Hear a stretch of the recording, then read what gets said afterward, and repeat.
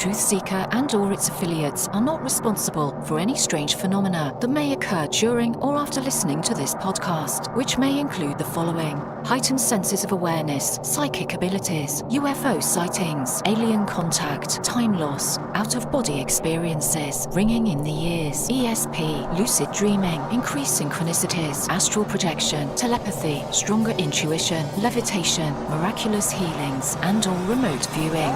Please be advised to listen at your own discretion.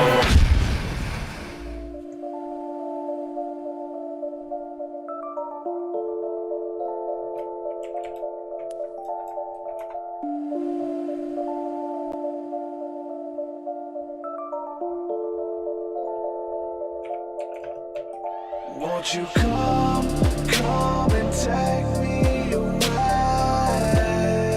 I just wanna be with you. Won't you come and take me away? To a place to walk on troubled seas, faith to stand when I don't believe. I just wanna be with you. Won't you come and take me away? I just wanna be with you. Won't you come? You are now locked into the TruthSeekah podcast. Gargoyles, psychics, everything's ungodly. Dark Savage. Streaming live at TruthSeekah.com. She's not a Christian. Give it up, y'all. Your portal to the paranormal, esoteric, and all things spiritual. She's tampered in dark sided stuff. And now, your host, TruthSeekah.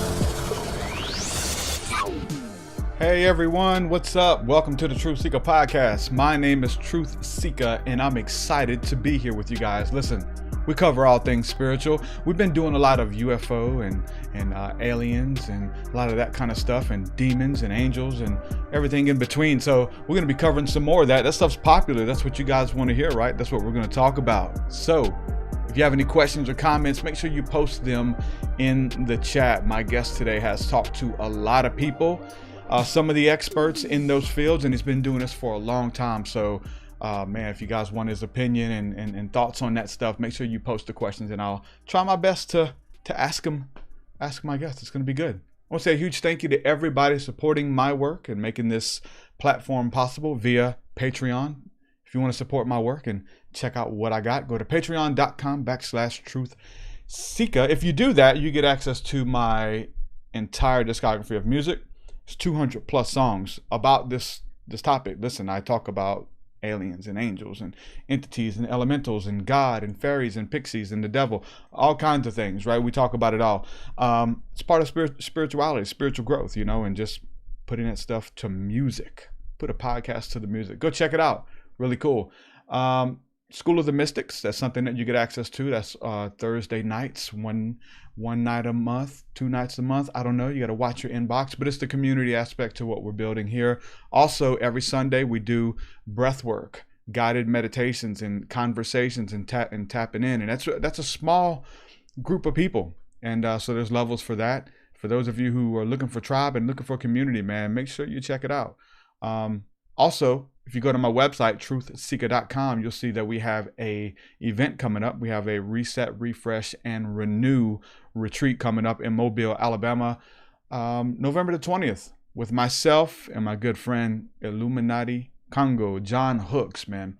I fell in love with breath work because of him showing us, and it was amazing. It was beautiful, and this was back in 2012, 2013, in that time frame, 2014 something, but it was before it was popular. I had no idea what it was, and really beautiful stuff that he's been teaching and bringing to the table. So we're going to be doing breath work, we're going to be doing Kundalini yoga, guided meditations, walking through the forest, and just being with each other, man. Just getting a hug, brothers and sisters in the flesh. Brothers don't shake hands. Brothers got a hug, man, and that's what we do. I see people in the community and stuff. We've been watching the podcast and listening to the music for years, and they drive across country and show up at this retreat and just greet each other with a big hug, embrace each other. So it's so fun, so amazing. I love doing stuff in the flesh and in person with the community, man. It's cool. So check it out. So much stuff over there, TruthSeekah.com. My guided meditations are at TruthSeekah.com as well. You guys know I put a lot of heart and soul, a lot of love into some of those. And there's voice actors that I've hired and sound effects. And when you meet angels or you fly through the heavens or you travel through the earth, you're hearing sound effects of rocks and angels and really cool stuff. If you haven't had a chance to check it out, there is none on the market that are like that, but I've made them free. You go to truthseekah.com and download the throne room meditation, the encountering Jesus, the Father God of Heavenly Father, Earthly Mother meditations. All of those have voice actors, and I really like them. They're really cool. Go check them out. You can get it for free. Without further ado, we're going to go ahead and jump into tonight's episode. We have a double hitter today. Double header. 2 shows back to back. We had a really good one this morning, and we're going to have a really good one tonight. Ladies and gentlemen, my guest is Adnan Ademovic. Did I pronounce it right, brother? Probably not, but I know you still love me. It's Ademovic, but that's all right. Say it again. Problem. Fix it. Ademovic. So the first name was right. Yep. Got it. You are the host of the UFO Hub podcast. And if they want to find you, they can type that in on any platform and you're going to pop up, right? Yeah, thanks to you. I'm actually podcasting now. So all the major podcasts. I recently quit. I should say I stopped posting on Twitter, Facebook, and Instagram. So the account is still there, but it's not active. I basically kind of shying away from those platforms after close to a decade, with no avail, constantly fighting with them. I was like, all right, let's just move on to other things. And that's because of shadow banning and stuff like that, or? Well, yeah, I mean, it's, after so many years, I would have a live show or have a videos up and maybe 1 or 2 people would see it, or like it, and it's, it's acquired, at least 3,500 or so thousand. And more on different platforms, and I kept trying to kind of trying to prop it up, and I just realized I don't agree with Facebook, so why am I still bothering? So I figured maybe a few years down the road there might be somebody that would come across UFO Hub, so I don't want to take the name down since I already took it, but at least they will realize, oh, maybe there's content elsewhere. But yeah, shifting over to podcasting. When I had you on the show last time, after the show, you remember our conversation, you asked me, just like, why am I not podcast? I was like, so much work. And you're like, not really, just try it. And I'm glad I did. And I appreciate you pointing that out because I guess I needed that third strike. I've had other people tell me about it before, but I just kind of brushed it off. And I guess you just convinced me to do it because I find it to be a lot easier. And then we talked a little bit about it before the show, and it seems like that they're not censoring like the other things are. So I'm at least having something audio wise that's in its true form without it being, shadow banned or having to be changed out or thwarted in some way. Mm-hmm. I'm with you. Like I said, I'm doing that, and the sucky thing about it is that, man, we got such good video production, and you got a really nice video camera, and your setup's awesome and stuff, and you got your mug, and listen, I got all that stuff too, but it sucks because we got the video quality to it, but then where the traffic is on the podcasting apps, where you're right, they haven't throttled it yet, and hopefully they won't. Yeah, I hope it continues, but hopefully if things just move forward, eventually something's got to give. How, in which form and how, I don't know. But when it does, I think we'll all notice.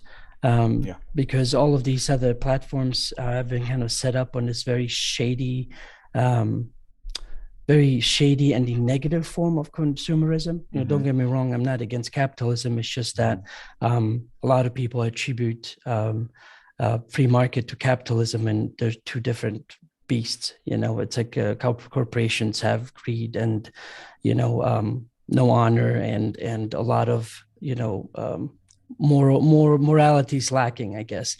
And so when people often think that the free market is what capitalism does. It's like, no, there's just basically the bad side of freedom. You know, if you say you're free, that means the bad people are also free to do things the way they do it. Yeah, man. What they say, But hey, it also means it's a private platform, man. They can do what they Right. want. You know, it's like, it doesn't Right. seem like it. It seems like this is like almost like government run and like across the board and freedom and liberty on it. It was like, nope, we don't like what you say. We can pull your account or throttle you to where the only people who see it is the people that you bring to our platform from your email list or from wherever. We're not going to show anybody organic reach. And I mean, I've experienced it too. I told you, like having, you know, it was the early days of YouTube, but I was getting 50,000 views an episode, and the episodes weren't that good. Thumbnails were pretty cool, titles were great, and people would come and the audio sucked, but I got in front of people and it showed people who wanted to see it. It showed them my podcast. Now you can, I urge everyone listening right now, I challenge you, and maybe they changed it. I try to do stuff to fix it. Try to look up my episode with the mom from E.T., Dee Wallace. Type in Dee Wallace, UFOs, Dee Wallace. No. Type in Dee Wallace and TruthSeekah. My name is spelled in such a way where if that combination of words should not appear anywhere else on YouTube. Dee Wallace and TruthSeekah. If you type that in, our episode should pop up, right? No, we're going to show you Dee Wallace and so-and-so. No, we're going to show you a different, you like aliens? Okay, we got another guy we want to show you. I was like, hold on, you typed in TruthSeekah. This isn't like recommended or beside a video. You took the time to look for it and they hid it from you. That's just insane. Google is transforming and I don't like it at all. Well, that's why out of all these other platforms, YouTube I've still kept. And so basically I'm expanding everything on Telegram, expanding things hopefully through more of the podcast. I mean, I literally just started about 2 weeks ago. Meaning I started a lot sooner, but finally finished uploading my entire library. Yeah. You know, and so anyway, it's basically I'm shifting over, you know, wherever I can. It sucks that most people are still kind of bought into the main, I guess these main social networks, but I think like back in the day, 20 plus years ago, if you wanted to know that good conspiratorial type stuff, you went elsewhere. You didn't find it on the main platform. So hopefully when they're ready, they'll realize, oh, there's information I need somewhere else, and they'll expand to like Rumble and BitChute and, you know, all these other platforms that are still available. Man, I go to I type in that same, you know, episode on Google. On YouTube doesn't show up. Google doesn't even show you my website most of the time. Sometimes it does. But if I go to DuckDuckGo, I find exactly what I'm looking for. Like DuckDuckGo, like, so I've been using that as much as I can, because type in, just throw some stuff out there. Download YouTube MP3. If you need to extract your audio from YouTube, Google's going to hide that from you. They don't want you taking their audio off of YouTube and re-uploading it. So you got to go to DuckDuckGo, and all of them will show up at the top. It is really, it's a war. It is what Alex, I can't even say his name, Jones said, an info war that's happening, and he was right. Well, you know, I think at the same time, you might already know, but for those that don't, even if you're using the browser itself, first it was the search engine that was the issue, right? If you didn't want to be tracked, or that they know what your interests were, you know, people started using other search engines. Well, then they came up with the browser. And so now, even though if you're not using a search engine, the very browser still tracks you, you know. And so now not only do you have to do different search engines, different browsers, and all these things to where you're fully disconnected from that tracking system, you know. So if you're using Chrome, you might as well forget using DuckDuckGo, because all your data is still recorded, you know. Because, I mean, they're following your IP address. So that's what they're pulling, the IP address. I mean, they know who you are. Right. Well, to that, but it's at the same time where before there was an agreement only if you're on their site, you know, and through cookies and things like that. But now when you download the entire browser, it's like they might as well have a window to your computer. For sure. It's insane. So let me ask you this just to make sure, which I'm sure you have, but just in case, have you downloaded and do you have all of your interviews, your entire library, do you have them backed up on hard drives?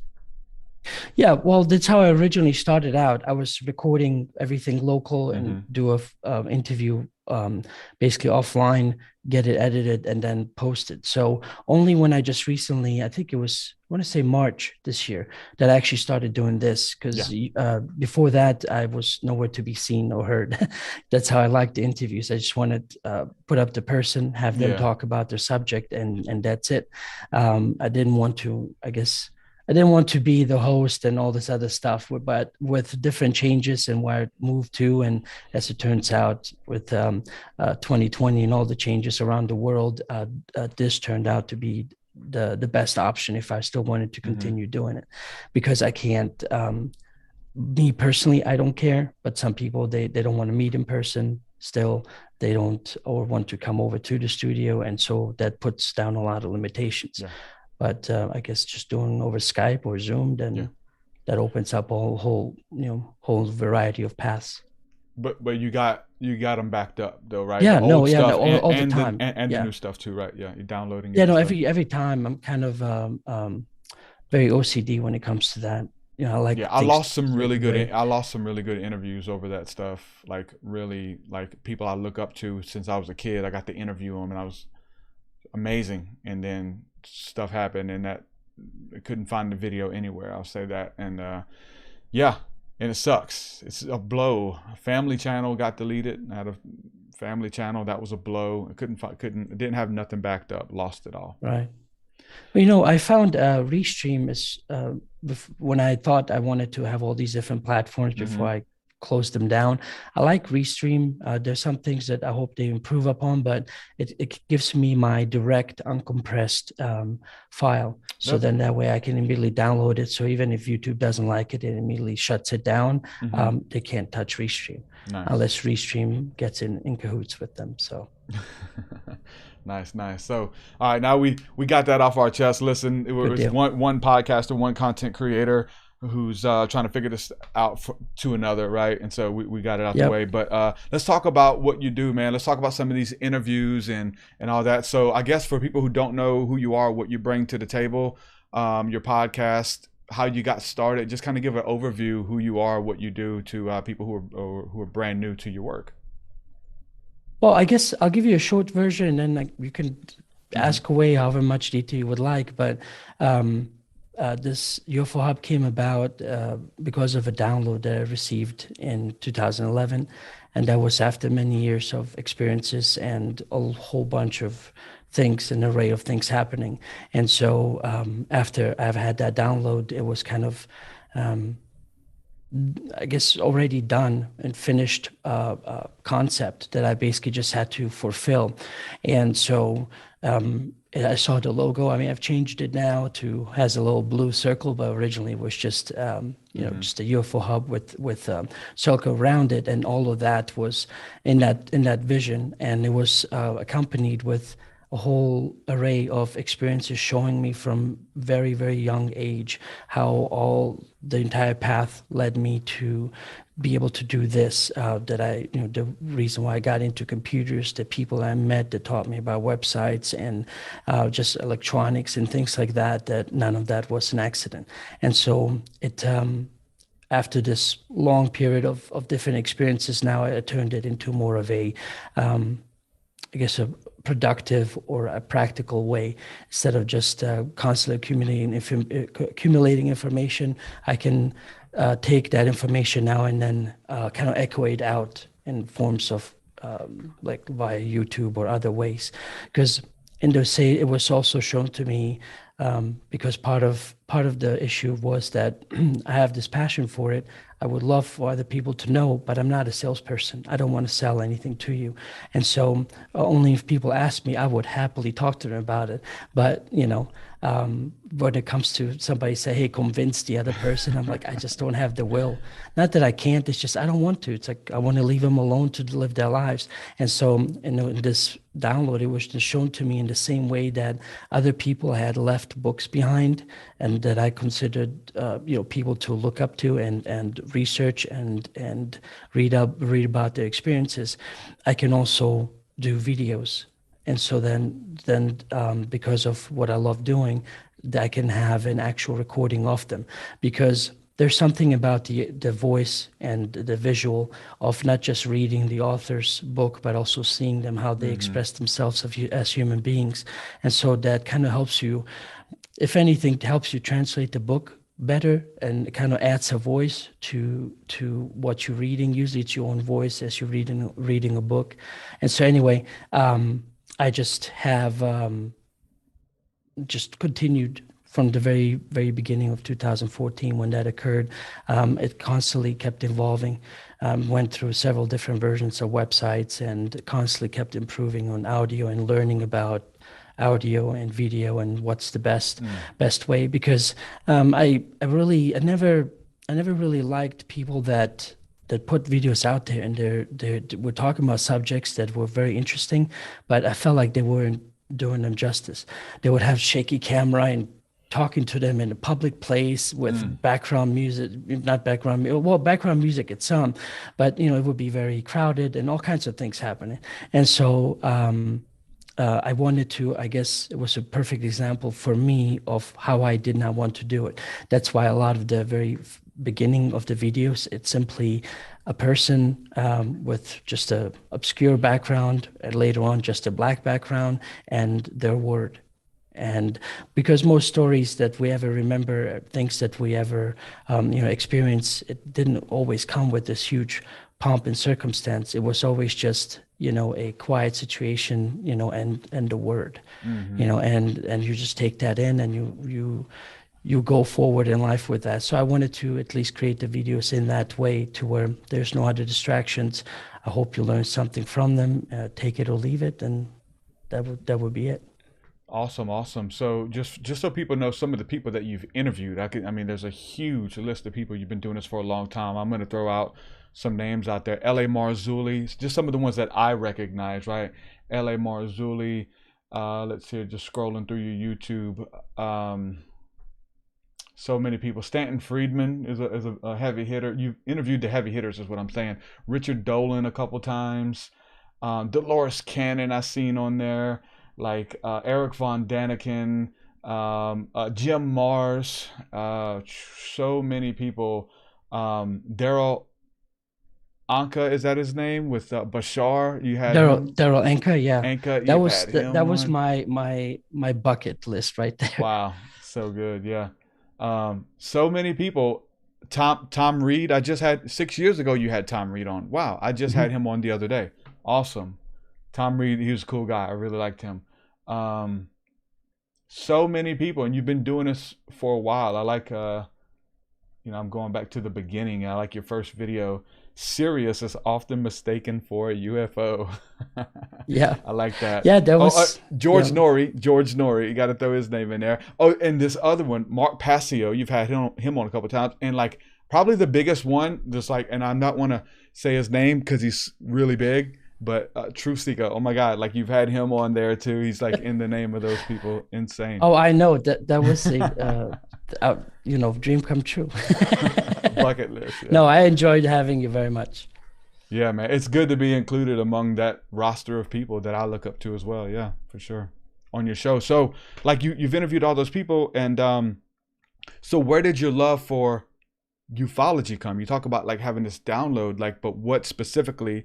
And I know they cover a lot of different topics, but UFO Hub, like that's the main hub. Like, where'd your love or fascination for ufology come from? Well, in the very beginning, I had no interest in UFOs. All I wanted to do is play soccer, play sports, live my life in Germany at that time, and something, I guess, for lack of a better word, and I always think back when I'm trying to figure out exactly what I should label it. I guess the best description would be an out-of-body experience. And when I was 11, there was this period of time, it sounds weird to say it in this way, but I love to go to sleep.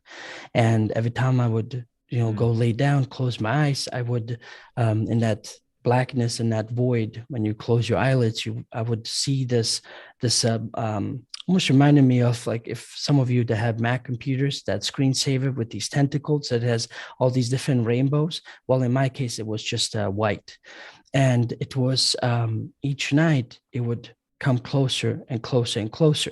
And so it was more of a very, very slow, subtle setup where I was just so curious. And each night I wanted to go to bed, close my eyes, and there was again.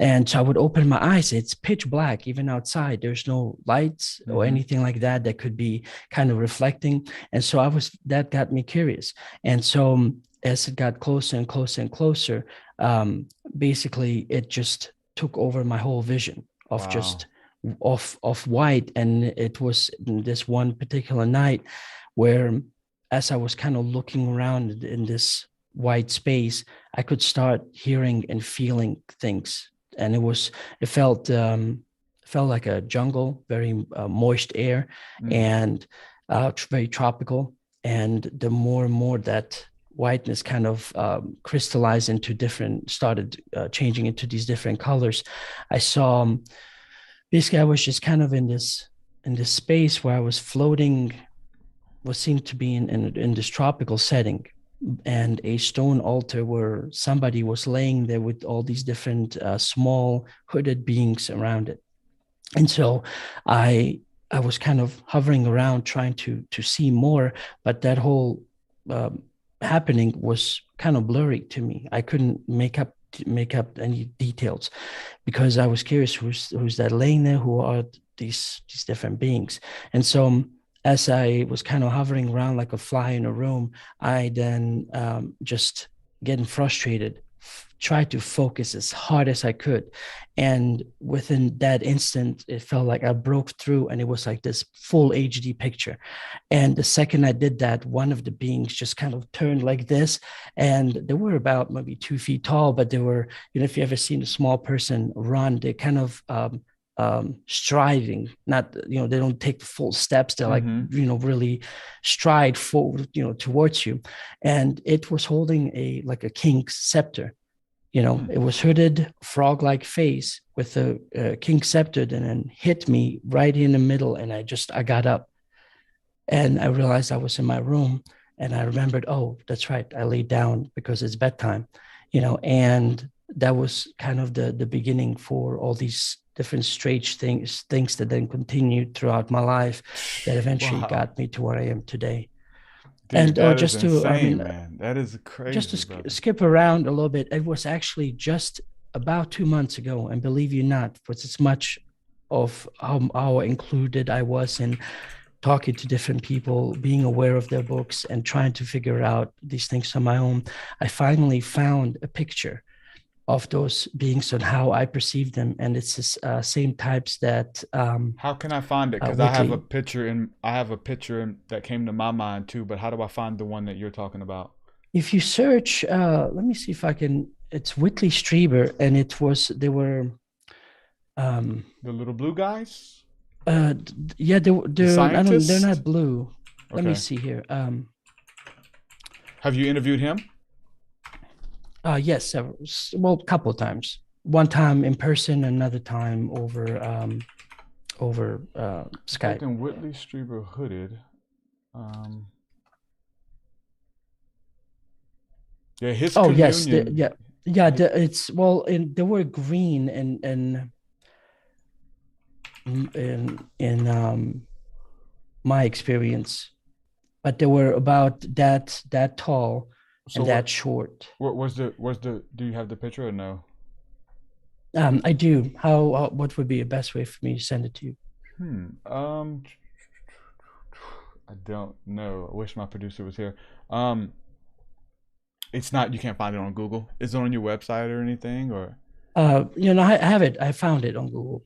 I just. Oh, okay. Is there, maybe a chat. I'll just. Send it to me on chat on Zoom. I want to see. And so this, anyway, man. Right.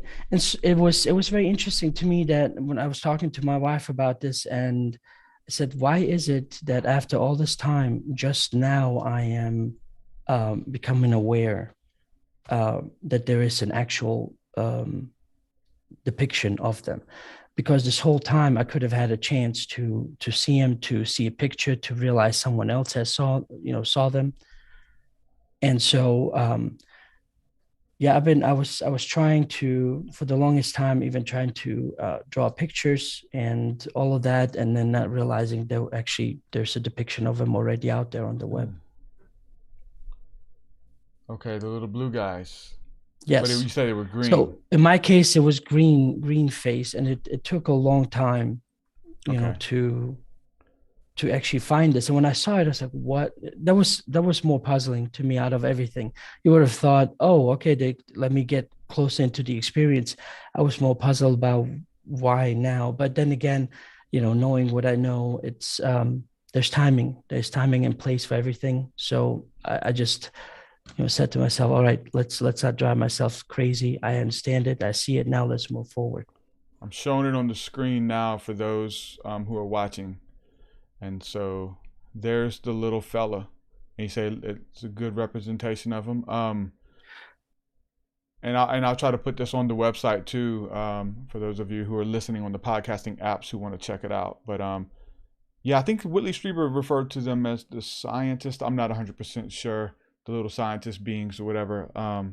Really interesting. So who do you think they were? Do you think are they our creators?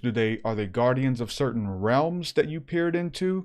Who do you when it comes to that experience, I can just save you time and just tell you I literally do not know. Mm-hmm. Well, so I mean, you're missing out on writing a bunch of books and more interviews. If you know, tell us who they are, man.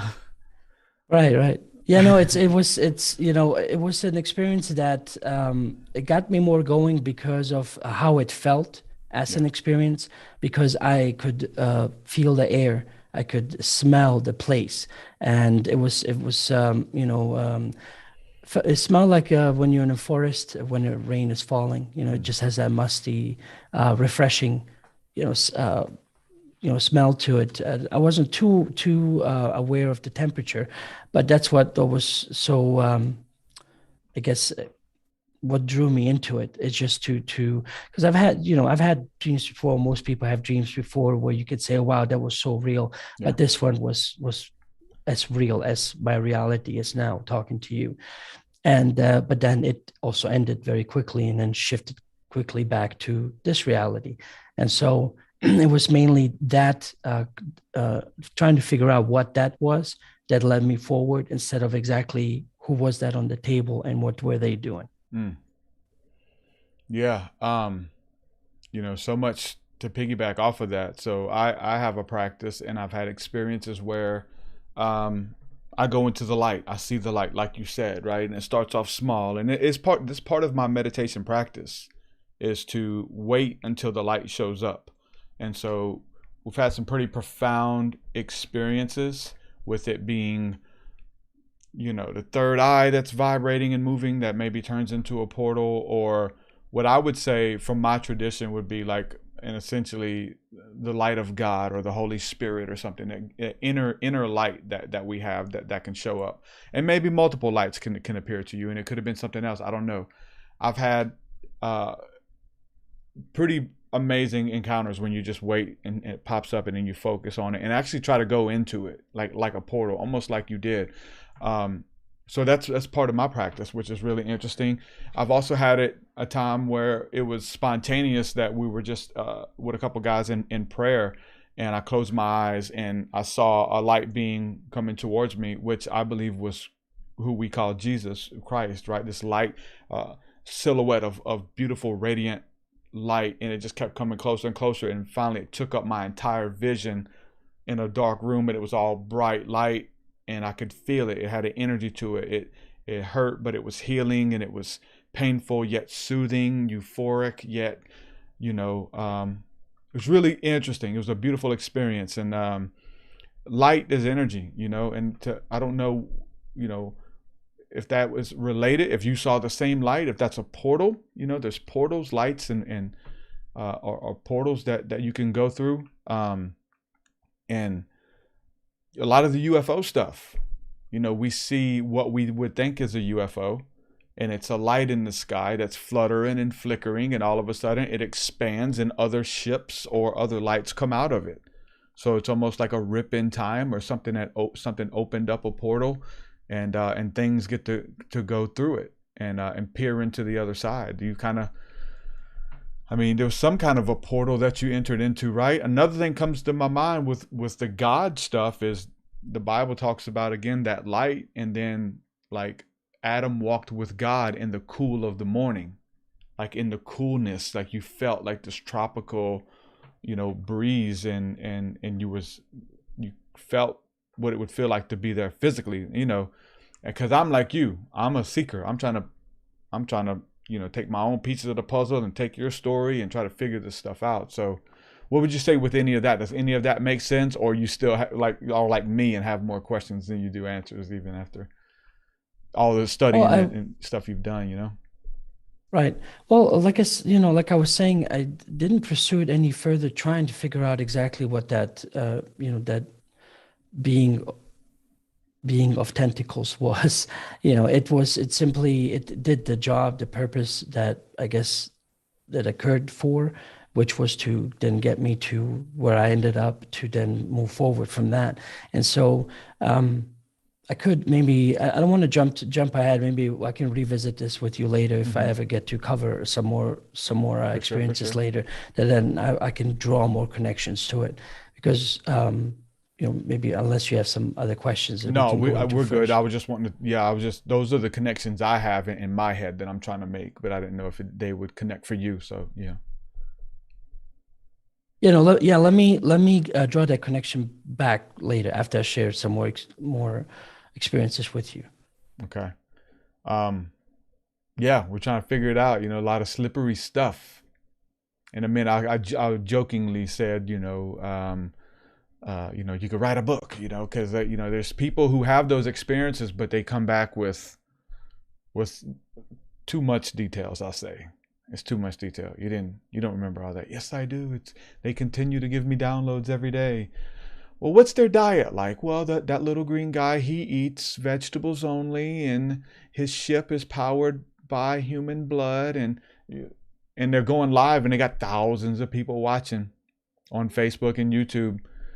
And next week, they're going to tell another story about the little fella and his war on his planet and why he was doing that sacrifice. And, it's just so much stuff like that. So I guess for me to say that, and there's a lot of people, it muddies the water when you have a real encounter and you're really a seeker and you're trying to make sense of this stuff. And you've got, the Bible says the wheat and the tares come up together. You got the real deal, and you got the fake ones that are coming to choke it out, and hey, no, we're the real ones. So when people are like trying to listen to the story, you just got some really good storytellers, and maybe the person who really had the encounter sucks at articulating it in story form, or sharing it, or captivating the audience with the real experience. Me, like you, I talk to these people every day. You know what I'm saying? And I have to make my assessment. So I say that to ask you, over the years, you've talked to people all across the board. Do you think anybody was making it up? Do you think that any of these people were lying to you with their stories? And whether it's a psychic inner knowing, or they were proven to be liars eventually. A lot of that happens. They come clean and say, I made it up, Any of those experiences? Well, generally, the people I interviewed were people that I kind of came across just synchronistically, because of what I had set out was to find the truth, or at least, have someone who's willing to come out and just tell their experience. And a lot of times, especially when I first got into this, not necessarily recording interviews, but just the research, it wasn't anything cool about to be a contactee, to talk about these different experiences. I mean, look at Whitley Strieber. I appreciate and I admire very much of what he has done for the field of ufology. But if you look at the honesty that it came with, and the things that he was describing, and talking about the basically anal rape, and that's where all the different jokes then came about aliens abducting you and putting stuff up your butt. It's like, and that was in my research that I could kind of find and figure out that was kind of like your core story where all these alien jokes came about. I mean, who wants to go through that? You see what I mean? And so it's not a pleasant thing to tell a story as it happened, and stick to it for as many years as he has. So especially in the beginning, there weren't that many people that wanted to come forward because it wasn't a celebrity type worthy thing. it wasn't a worthy thing. It would have brought you more laughter than anything. Now that it's a lot more mellowed down, that's when it has become a little bit more challenging and difficult to find the people that truly are researchers in their own way. That they might not be famous, but they genuinely, let's say, if they're into Bigfoot, they go out and trying to figure out, okay, what is this about? Are they physical? Are they non-physical? Can we find physical proof? What about these big feet and these prints that we find in the ground? And so. I hope that all the people that I've interviewed, because of my inner guidance and the circumstance, how it happened, that we got connected to do the interview, that I've genuinely gotten everybody that is truly somebody with an experience to share. But at the end of the day, all I can do is have a platform, let them speak, and then let everyone else sort it out, because I'm not a gatekeeper, as I've often tell people. I will bring in a guest and have people listen to him, and then they can decide, okay, I don't want to listen anymore what this person has to offer, or I want more, please tell me. And that's how I felt like news should be, and so I tried to kind of conduct it in that way. And so yes, there have been several times when those people, they won't stop contacting you about, please let me be on your show. I have this great story. That's a very obvious red flag to me, and genuinely I always would turn them back or say, sorry, I'm too busy or something like that. It's very rare. I literally, maybe in all these years, 4 or 5 people had in those ways. Usually it's me having to go out and then try to finesse my way into talking to me to be in front of camera to share the experiences, because it's very personal. It's very hurtful, but yet embarrassing sometimes, just for the fact that when you talk to, for lack of a better word, to a normie, and you try to tell them about ghosts and frequencies and demons and all these other things, and let's say if they don't believe, you can tell they're giving you that look, that like, okay, I'm trying to be respectful, but I think you're nuts, And so that's what most people are still afraid of. That, thanks to some of my life experiences and the way I was basically grew up in the family, I gave up caring long ago. And so it was more about me conveying as truthfully and accurately as I can as what had occurred. What you take from it, I can only leave it up to you. Yeah, that's the best way to do it, and kind of let the chips fall where they may. And I've kind of taken that approach myself, and I feel like I have a BS detector. I feel like I have a discerning spirit that I can tell. I learn personas, and you learn stuff, that I'm like, okay, you lost me with that. But that's me. Maybe not. Who am I to say I wasn't there? Because that's the strange thing, because I do feel that way about a lot of people, right? And everyone does to some extent, whether they're vocal about it or not. But then we want people to believe our crazy, grandiose story. Yeah, I think that person's lying. But me, listen, 17 UFOs showed up in the middle of nowhere in an empty field in Las Vegas. And you're like, okay, you're just like, don't believe that person. Again, these stories come up together, and we're trying to make sense of it all, and let the chips fall where they may. And I do trust everyone's process of like, if I interview that person and then you stop listening to my podcast or whatever, and you start listening to that person, maybe that's what you need, or maybe you join that person's UFO cult or that person's tantric yoga cult. That's what you were looking for, and it found you. So versus me being with somebody who's promoting it on my platform, no, like, it's up to you to be able to be your own researcher and your own Berean about whoever we talk to. Like, I've got my opinions, and I try not to, I don't try to name names, especially on here. But yeah, there's a lot of weird stuff that goes on, as far as, opinions and people copying other people's work and all that kind of stuff, So Can I go add ahead, something go real ahead. quick Sure thing. before we finish up on this part? Well, when it comes to my personal experiences, what I've always, because I don't like to sell things, and so before I even spoke the very first time in 2017, I believe that was, I went through many years of this very mind altering in more ways than one experiences, to where I needed and wanted to put myself in all these different situations to get my own experience before I can go out and speak to people about it, For because sure. I still consider myself a normal person. I still understand when somebody says I don't believe, or they give you that look. I understand what that world is like for them. So in order for me to be able to talk to everyone else, doesn't matter what level you're on, I needed to have that experience before I can move forward and then disseminate it and try to find words and on their level to explain to them, to connect those dots. Because if you just literally go from, there's aliens out there, they're doing all this, there's ships, there's armadas, that you lost them. But if you give them a step-by-step process to show how you got there, then it makes more sense, and it leaves them a little bit more open to understand. Because especially when people ask me, I want to use that opportunity to say, okay, they have an interest, I don't want to waste it. And so I start out slow. If they want more, they come back more later, but I don't make it my mission to I'm going to convert this person.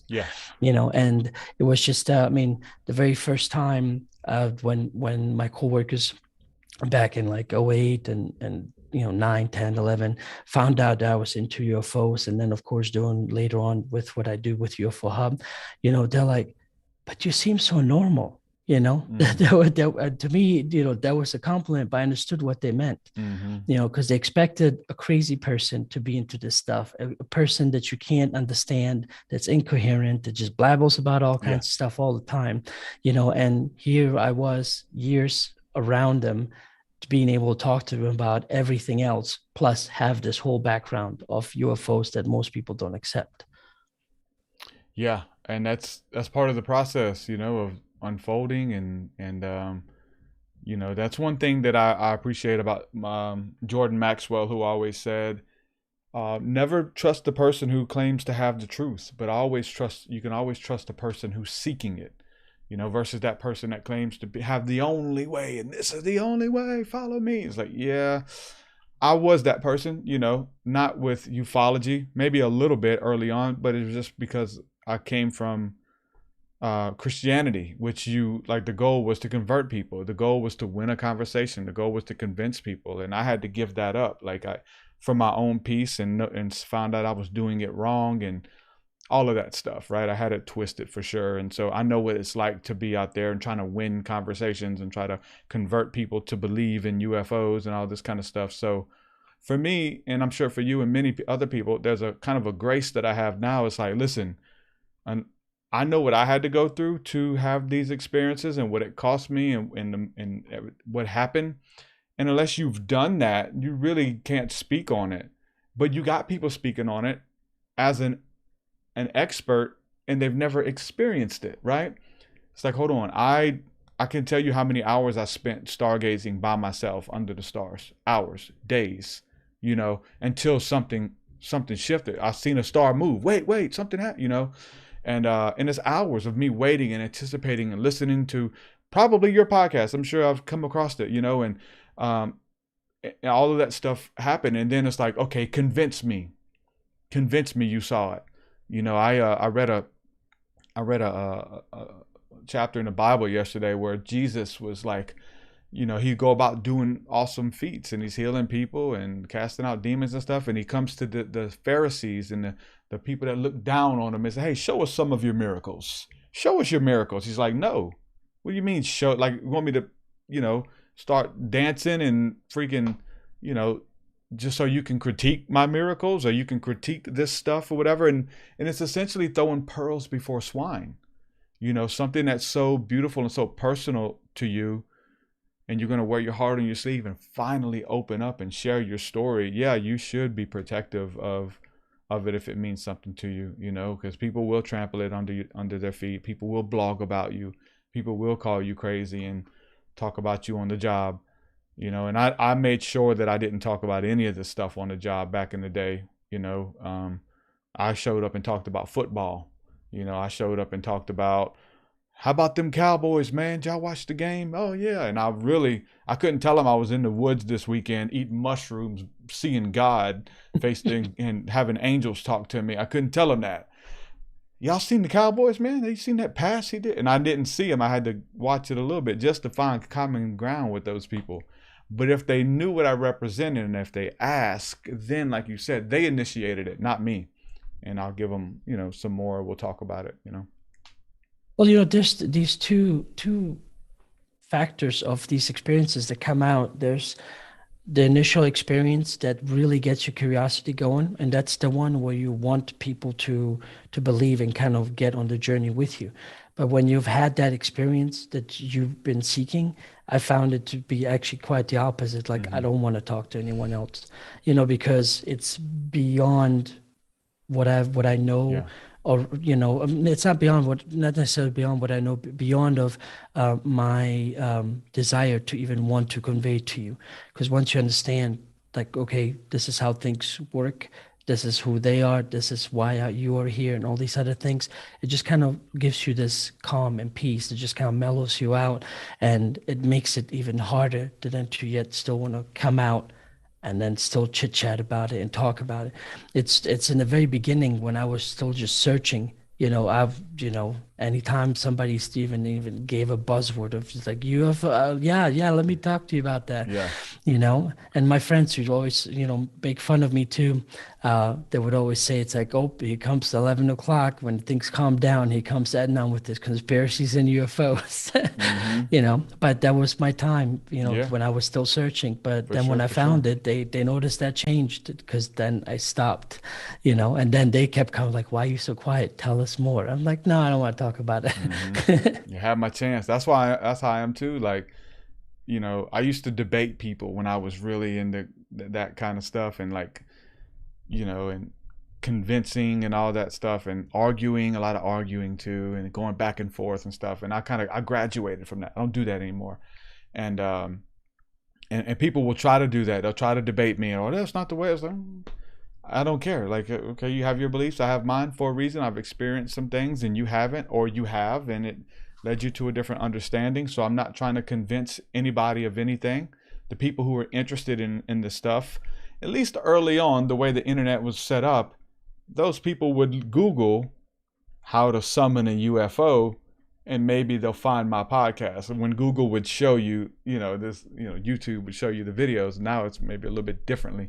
It works, but yeah, I quit proselytizing and having to sell something to the person, you know, and just meeting people where they are, and just, this is my story, this is what I believe. But like you said too, a lot of things come full circle, you know.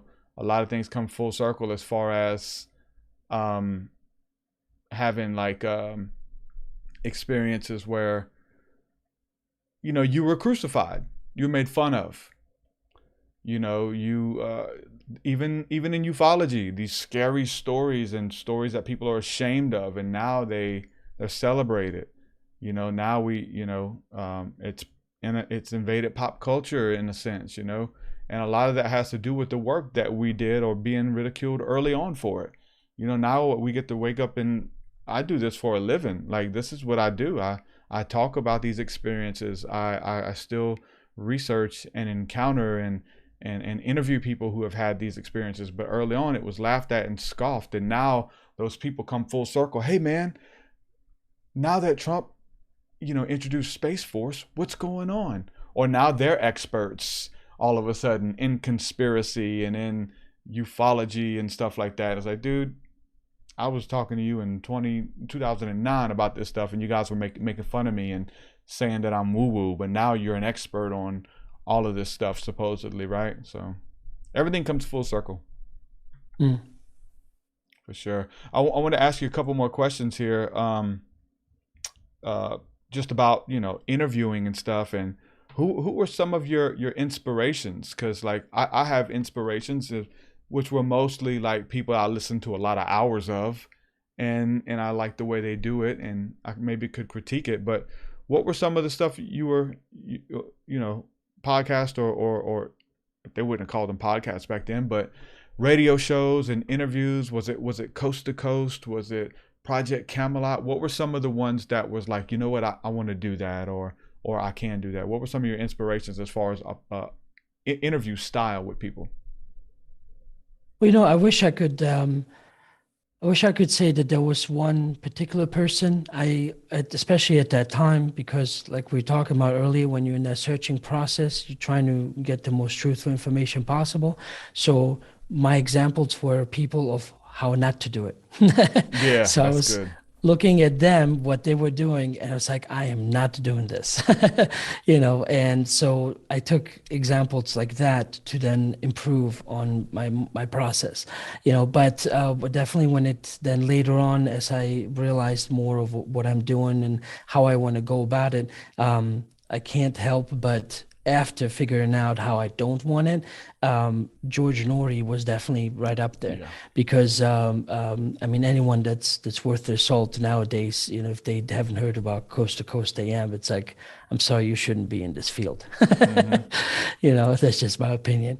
And basically, as much as people hate on George and the way sometimes he conducts interviews so differently than Art Bell did, I love them both, but some people always want favorites.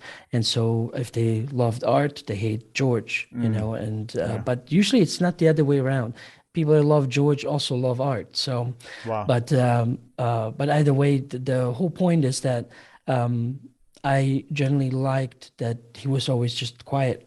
When he talks to people, you know, he would just let them speak and not have to correct them or challenge them and all these other things. And I Yeah. was like, you know what, that's a good way, you know, and you know, I guess subconsciously is just picked it up in that way and just continued with it. Plus, you know, maybe it had a lot to do with the fact that when I very first started out, I mean, I had this rickety camera and this cheap microphone, what I could afford at that time. I mean, my entire setup maybe didn't cost more than $200, you know. And the third person I ever got to interview, the very first one was my very good friend that has now passed away, Joe Palermo. It was basically using his camera and his microphone at the place he was staying at to interview him. That was my very first interview. I didn't even have any equipment, you know. And so then second interview with I think it was Margie Kay, and then the third one, bam, George Norrie. And so it was, you want to talk about a booster of confidence and all these other things, because before you're not quite sure if you're valid, you know, if you're you know, what's the word? Qualified to do that, you know. And then you have somebody like George answer me, and that was something that I guess not everyone can experience, but George really, you know, helps people a lot of, I mean, even to this day, from the very beginning, he was, you know, to do the interview and then also continue the conversation, and I could reach him. And I mean, he has absolutely nothing to gain from me, you know, but yet he opened his doors in that way. And he's done that for many other people that I know personally.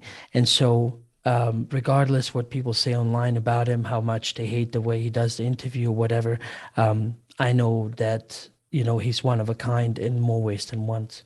That's awesome, man. I same thing, you know, listening to hours and hours of Coast to Coast AM. And I think I came late. Art Bell, you know, he I guess he wasn't a part of it anymore, and so I listened to George Norrie. And I loved the way he interviewed people, and I loved the way he didn't belittle them or make them feel silly. And he'd find common ground with the people, and he'd let you have some really interesting conversations, whether those people were lying or they were crazy or they really experienced it. He would respect them. And I remember people calling in and saying, I'm looking at the moon and the moon's moving across the sky. Like the moon is it's moving in real time like a spaceship. And you look at the moon and all this. He was like, really? How fast is it? And he was just like asking questions to kind of probe her too. Like, have great radio, and like, you know, who is he to judge? He doesn't know. He respects the people, and I really that inspired me, you know, to have people on. But I will say that for me stepping out, and I'm sure, you know, for you being a student as well, some of this has to be picked up from you, but I would listen to Coast or other interviews, whoever, Project Camelot, whatever. I was listening to the person on, and the person would tell their story, and then George might let them change the subject really quick, and me being like, oh, like, hold on, like, and it's like, yes, 17 beings showed up in my room, and then I was in the car with my friend, and we went to McDonald's and we got a good burger. Wait, what they look like? What they look like? Who were they? Did you ever find out? Did they come back?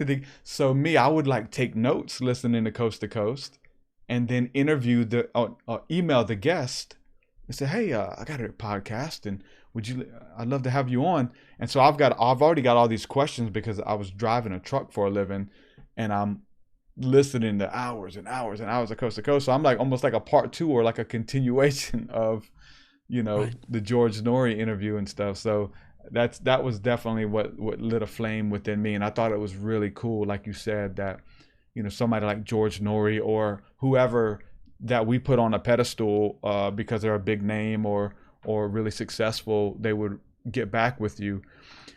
And that lit a fire within me. But it kind of was weird because my production wasn't that good. I sucked at interviewing people. I might not be that great at doing it now, but I'll tell you what, I'm a lot better than listening to those old recordings on Blog Talk Radio interviewing James Gilliland and Jordan Maxwell and Michael Heiser and everybody, the people just on Coast to Coast, man. So it was definitely what inspired me to do a lot of this too. So. And you just had George Norrie on recently, right? He came back on. Yeah, because he was at the Ozark UFO conference, and that's why I usually got most of my interviews. Okay. And so, because it was part of, part of money saving and saving time. And before, I would usually drive to the location to get one interview, and I have to set up, get the camera angles and all the lighting and all this other stuff. You do it all by yourself? I wanted that. Correct. And so, and it was challenging because, I mean, at that time I even had more will and energy to just keep at it. But then I just kind of thought about this, like, okay, what can I do to make my life a lot easier? And when I started this in 2014, I had already, since 2012, started going to the Ozark Mountain UFO conference here in Eureka Springs, Arkansas. And so just kind of like hit me. It's like, well, hold on a minute. I have 9 people that are researchers in this field. They're going to be in one location for 4 days, you know? And so then I would get a room and set up everything in that room, set it up the way I want it. And then I already then would reach out to him and set up the times, different days and different times and different days.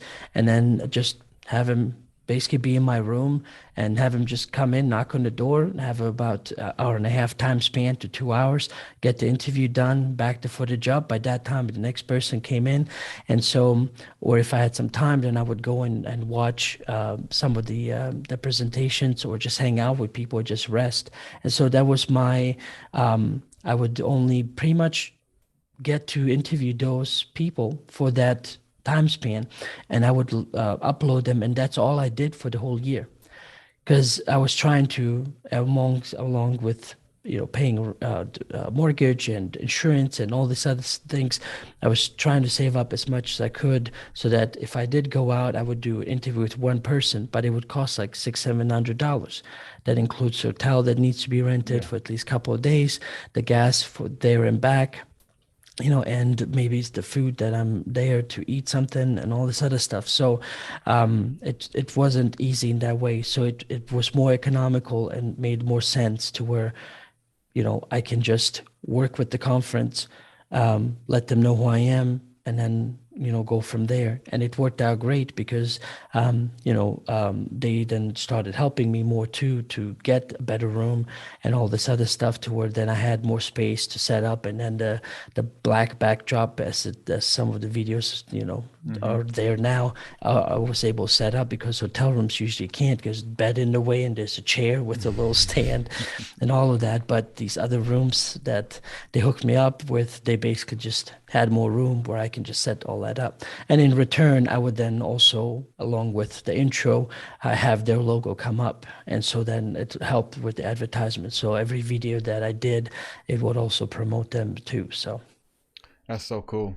Yeah, man, those early days of doing it and setting it up, and your quality came out the gate good. So a lot of times, I'm sure you were taking notes of watching the bad interviews, like you said, and wind and going on, and all kinds of stuff going on. It was a lot of learning. It was a lot of learning, because especially if you were talking about coast to coast, you hear nothing when there's silence. And so I was like, how did I get that? So I would set up my mic, and then I would act like, okay, if my room was a hotel room, let's record. And I would record it, and I was like, that was pretty quiet. I'd play back, and it's like, shh, all kinds of things. And so over the years, I would then figure out, okay, then, we figure out what the noise gate is, and, and just basically what was best, how sensitive the mic should be. And then the next part was about lighting. And figuring out about that, how do I get the best color, or at least the color that I liked. I know you can't make everybody happy, but I was like, if I was me, how would I do it? Yeah. And so anyway, but yeah, it was just taking the time to figure that out, because I wanted, not only for myself, but I also wanted the field to be taken seriously. And so because look at I'm a sense of myself, the BS that the mainstream media sells to you, when they sell it to you in the best way possible. They give you high quality BS with high quality audio BS that you then just take the BS sandwich and you go, delicious, And so that's what we all do most of the time. We just let them, being inundated by it. And so I thought, okay, if I'm going to do this, I would have to try to get it as best as possible, so that it may in the beginning might look amateurish, but at least I've given them clean audio, clean video, to where they can hear and see the person clearly. Then they can make up their mind about the story. Yeah. Yeah, that's the best way to do it. And you did a good job. And like I said, come out with heavy hitters, George Norrie being your third interview, and you haven't stopped, man. I didn't know you was in the States, bro. I didn't know you was in America. George Norrie? No, you. Oh yeah, no, I'm been St. Louis, Missouri for the majority of my time in the United States. When we first fresh off the boat, or in my case, fresh off the airplane, we landed in Lambert International Airport in St. Louis, and that was my home base for a while. And then in 2015, moved to Arkansas.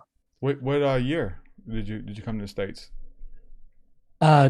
September 28th or 30th. I'm not sure exactly, but I have to look at the times, but it was September 20th or 30th, because there's a travel time from Europe to the United States. And so I'm always thrown off. I know when we left, but by the time you arrive, it's a different date, What so year? Anyway, 1998. Okay. Cool. Yeah, I didn't know you were here. I know we had a time difference for like time zones, and we're trying to figure it out and stuff. But I was thinking it was like a huge time difference, like on the other side of the world. I didn't know you were here, and we was dealing with that little 1 or 2 hour time difference, Right. No, it was just that. Yeah. Cool, man. Moving down here, it's just after I built the studio and get it all set up, I'm glad that I don't have to, try to figure out any more of those other things. I already have a place set up, and I just have to, like I was telling you before we started this, all I gotta do now is just direct the people if they can move 3 inches to the left or right on their chair, kind of like that, before I hit stream, and then putting out the video out there. Now, since you were working with the the event and stuff like that, did anybody ever charge you? Have you ever paid for an interview, or has everything just been? No, I never would. I had some people that were requesting money, and it was literally only one person, and I just stood away, stayed away from that because to me, I don't consider myself a journalist, but it has a lot to do with journalistic integrity. You can't find the truthful information when you pay somebody, because then they're more prone to agree or be led by you as an interviewer, because then they have an obligation to perform in some way. And so for me, I always kept that in mind. It's like my channel is small. I'm sorry that I can't give you a lot of reach, but would you be interested in doing this interview? And they're like, yeah, sure. I'm like, yes. And so as things grew, because that's the whole point of a podcast or most of these shows, is that whoever has a book or whatever story they have, is that will help them reach bigger circle. And that's the exchange. I never wanted money to muddy or dirty the waters. Well, it's okay. So you want money, but or even vice versa to pay. I've never paid anybody. I've offered to. You know what I'm saying? Like, hey man, like what do we got to do to make this happen? Like whether it's like bucket list stuff, childhood star, and I'm talking about big name people. But I've never had to pay anybody. People think I have because I get some pretty, I've had pretty big people on. But like in my head, it's like, okay, how much money do I need to get the Insane Clown Posse on here? Like how much for an interview? Is it 500? Is it 300? Like I really want to talk to you before you guys pass away. You know what I'm saying? Like childhood bucket list. I'd love to pick your brain about the show business and this kind of stuff. So some of those things. But again, when money comes into the picture, then it muddies up the water a lot. And I've guess been open and willing to pay somebody if they asked, but I've never paid anybody myself. Well, when I did this setup, because it's a studio, I was kind of then researching because I didn't know. It's like if I want somebody over here and want to inconvenience him for a day or two, and I want him sitting right in that chair across from me, that was something, at least not as a payment, but to be polite, is to say, hey, I will drive you or fly you here. I will offer to pay for the hotel room, you being here to be here during this time to do the interview. Not to get paid for the interview, but at least for the inconvenience and their time. Because I can't expect them to buy, let's say if they live in LA and I'm in Arkansas, for them to pay for themselves to fly themselves here. So you have done that to pay. Or you just talking No, about I have not. Theory, I have not. I'm just talking future. in theory. It's never happened because I've just set this up. But for one, I still can't afford that. But if and when in you can fly me out. I'll come up there. You can fly me out, and all right. You ain't gotta pay me. Just pay for my ticket and some place to stay and food. I mean there is something different about it, and I really like that. There's a lot of I guess you would call it nuance, but there's a lot of connection that's lost even over the video, and I'm sure you're aware of that. And people are like sometimes there's lags, like as far as like you start talking over each other, and even on playback it sounds worse than it did live. Like there's something with the audio, and I'll go back and listen. I was like, was I really cutting those people off like that? Because they weren't even done speaking, and on the audio end it sounded like that. And so there's a lot of nuance that's lost versus sitting in the room with the individual too. But you got to learn to do Zoom. Everybody had to learn. Well, one of the parts before I even wanted to attempt this, what was very, very important to me was to actually have in order to do live, the fastest connection I could possibly have. For sure. So initially, when I kind of started in this format, there were webcasts, which was they were over Skype, but recorded. And so then I could, in editing, figure things out and space things out and make it work. Usually the lag wasn't that bad as bad of a connection that I had, but I kind of became a pain in the butt for the local telephone company for the longest time, because I heard when I first moved here that they had run a fiber optics cable, right? And here we are. I mean, we're in the middle of the woods, and they ran it all the way out here. I was like, okay, so where's the connection? And they're like, oh, maybe 5 years from now, we're gonna then, activate that line.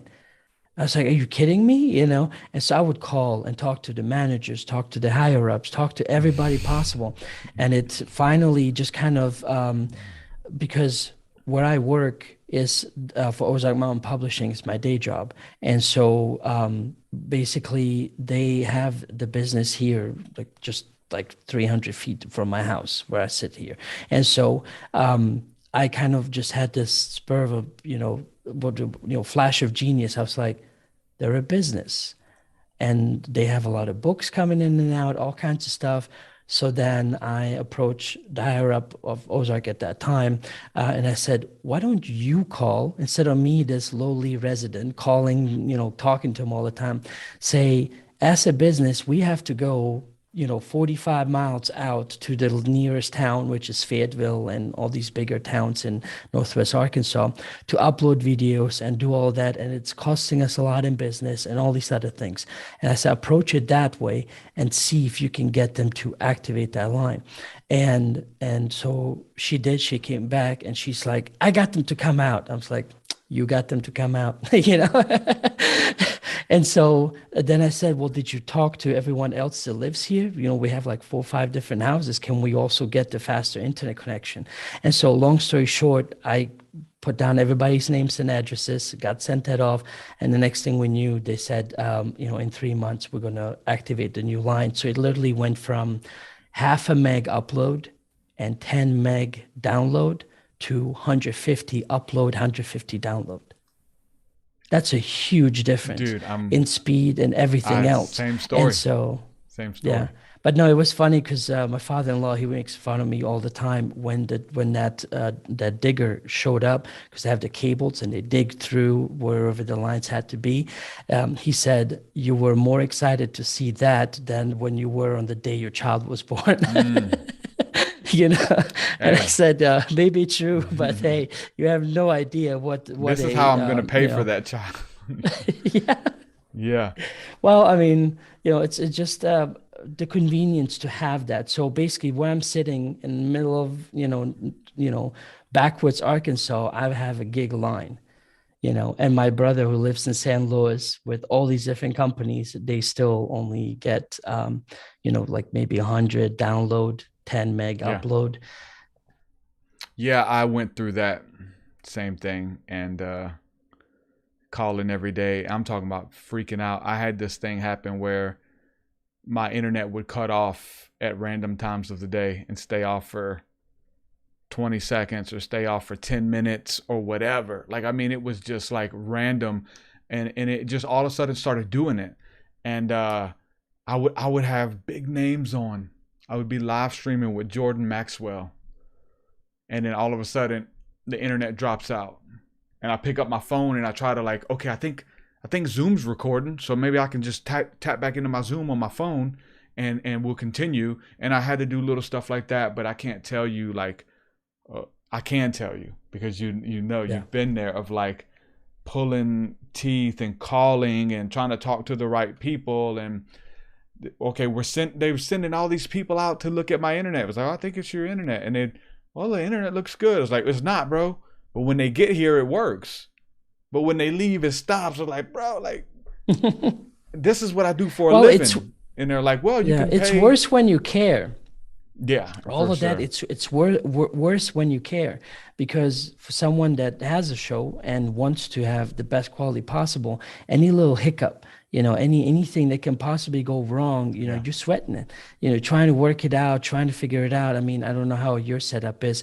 And I try to keep mine as, keep it simple, stupid. That's my motto, and basically be able to have all these things running off of one place where I just do a few clicks. But because of that load that's being put on that machine, I have to make sure that, I'm not bogging it down with anything else. It's got enough cooling and, running the way I need it to run. Yeah. And so anyway, but all of that just means that, you care for what you do and how the eventual outcome, would be from the happening.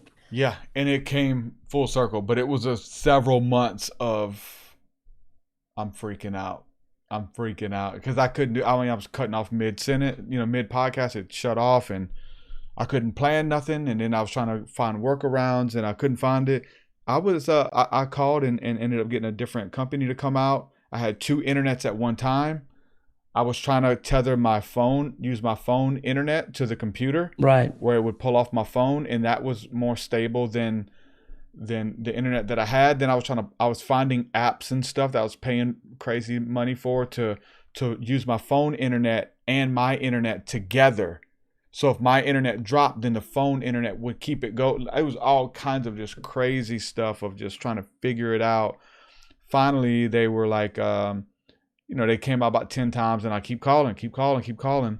And finally, one guy's like, "Let me open the box for you." So he got up in the box, and there was water in the telephone box, and it was full of water, and it was corroded. And he's like, "There's your problem." And he fixed it, and it started working again better. I was like, dude, you guys send 10 people out here talking about it's something going on my end, and the dude opened up the box and was like, "Oh yeah, there's the problem." And like you said about the fiber optics, less than a mile down the road, everybody had fiber optics, but we had, 8 upload, which was good. That's, if it worked, eight was good. But now I moved to the city where for even cheaper, 200 up and 200 down, and we can run so much. But those are the little things that matter when you're trying to run a podcast. I remember having to put videos on in the morning, and they wouldn't be uploaded till the night, because I didn't even know that there was such a thing as upload speed, because they used to didn't advertise it. I guess if it was so slow, I wouldn't advertise it either. But it was like, it wasn't even one upload. And I've got nice cameras and everything, and I'm like, why does my video look bad? I got a nice camera, but I look on their end and I'm all blurry and pixelated. And I didn't know your upload speed is not even 1, and you need a good constant 5 to stream in 1080, and so you learn and you get better and yeah, it's part of it. Right. What's next for you, man? Yeah, no, I mean, it's well, because they always, the download is what most companies have always concentrated on, because most people were just consumers of information. Only with the advent of YouTube and other things, it started going the other way around. Live streaming, people were live streaming, gamers, uploading videos. Yeah. I mean, it's hard to believe now, but the very first viral video on YouTube was a video of a cat. Playing and the chopsticks with it. recorded by somebody, but the whole point is that's when the shift happened. So that's why they never always, they never concentrated on how much upload speed they gave you, as long as you had enough download. Yep. Man, what you got? What's coming up next for you, man? What you got coming up? Same thing. Keep doing what's working. Keep doing the podcast. Keep interviewing people. What do you feel like is coming up next? Well, I took about a month off to get some things prepped and ready, around the house and in the studio, and change some things around. Tried to get it more soundproofed and whatnot. So now that I'm finally there, I would basically just keep doing this, do my day job, and then on certain days, Wednesdays and Fridays, just keep talking to whoever else wants to talk to me, and also having the open lines where people can call in over Telegram and then share their stories themselves, so that it at least gives them an opportunity to at least tell somebody, because a lot of the general story I always hear from people is that friends and family and people they're surrounded with just don't want to hear it, and I said, well, find refuge online, amongst all the other crazies. That's what I did. And I'm sure that's what you did as well, right? And you're just trying to pay it forward. Right. I mean, right. Well, I mean, I found in the very beginning, the only refuge I had is among the books and library. Yeah. And then only later, when different websites became more prevalent, and more and more people had websites. Because, I mean, 1998 was kind of like the heyday beginning of really average everyday person to be wanting to get online, and only like the big companies, or big bands, for example. I remember in 97 we had to we had a whole school trip to go to the only computer in town, AOL. that was at the bank that had AOL, that basically had access to the internet. And of course, majority of the class were girls. And so the first website that I actually got to participate in visiting was Backstreet Boys. That's funny. Yep. So, but yeah, no, it was, and then after a while, then these different people started having their own websites to where then now you could reach out to somebody that did talk about ghosts and then did post about UFOs, and then what they understood, who are the Zeta Reticuli and all that information out there, it just became this convoluted library of everything UFO and supernatural. Yeah. Yeah, and I'm like you, man, just trying to pay it forward to have that hub, have what I needed at that time. Like, okay, when I was going through this stuff and everything was brand new, what did I need? I called into so many podcasts, dude. I listened for hours and I'd call in and try to talk to the guests. Ask them questions, So I try to make that.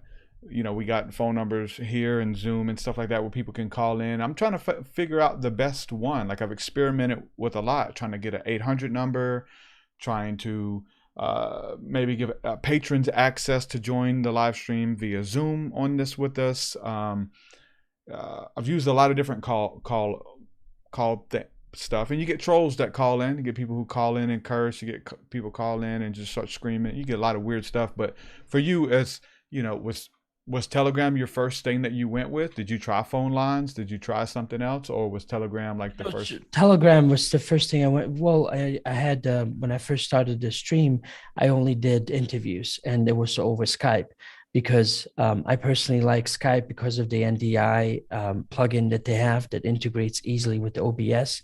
And so that way I don't have to worry about having to capture a screen of whatever I'm using. It just has a direct signal to it. And so it keeps it as clean as possible. So I'm not using a capture card to capture their window. I'm just using the straight signal from Skype. And so anyway, then somebody had suggested, said, why don't you do phone calls with like everyday people? And at that time, I've always heard about this Discord, and people talking about Discord. I was like, what in the world is that? So then it was time to just start doing research because I was falling a little bit behind. I was like, oh, okay, I get it. And so at that time, I had Telegram set up, and Telegram was doing similar thing. I said, well, there you go. There's a way for me to just keep adding to my Telegram library, which now will become another outlet where I can post more information or interviews, and at the same time it's an unedited way that I can just directly talk to people about whatever I need to talk to them. It's not going to be at least as far as I know, they haven't shut down anything or have closed down accounts because the way because they didn't agree with the information. But anyway, so I just basically did a poll online, and I said, so which one, I'm looking into Telegram or Discord, which one would you prefer? And so Telegram was overwhelmingly what they selected. I said, perfect. So then I just figured out more of how I can integrate Telegram into OBS so that now I can just, whenever they call in, they're actually joining a voice chat, that they're listening to the show and they can just chill and listen.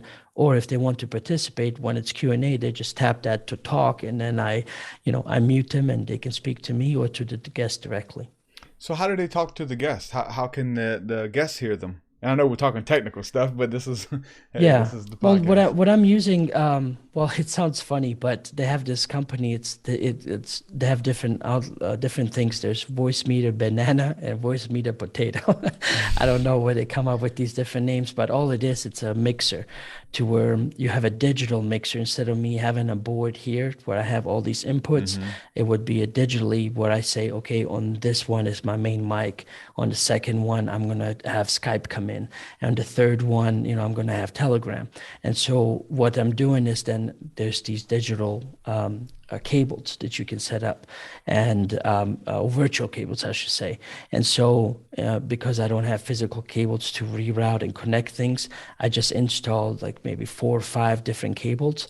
And I would then say, okay, this signal sent to this cable, and then this cable will be then patched into that. It's all digital, So for example, that's what I'm doing right now. I have a main output that is a virtual cable, and that one I use for when I'm talking to you or somebody else. And so what I did is basically I just crossed them. So I had them use the main input, basically go from when somebody speaks as a guest, I hear them and it goes out to OBS. But then when they speak, I have theirs sent to a different virtual cable back to the Telegram. So then that way Telegram and Skype are actually talking to each other while I'm listening and monitoring. And I can add myself to the conversation. Nice.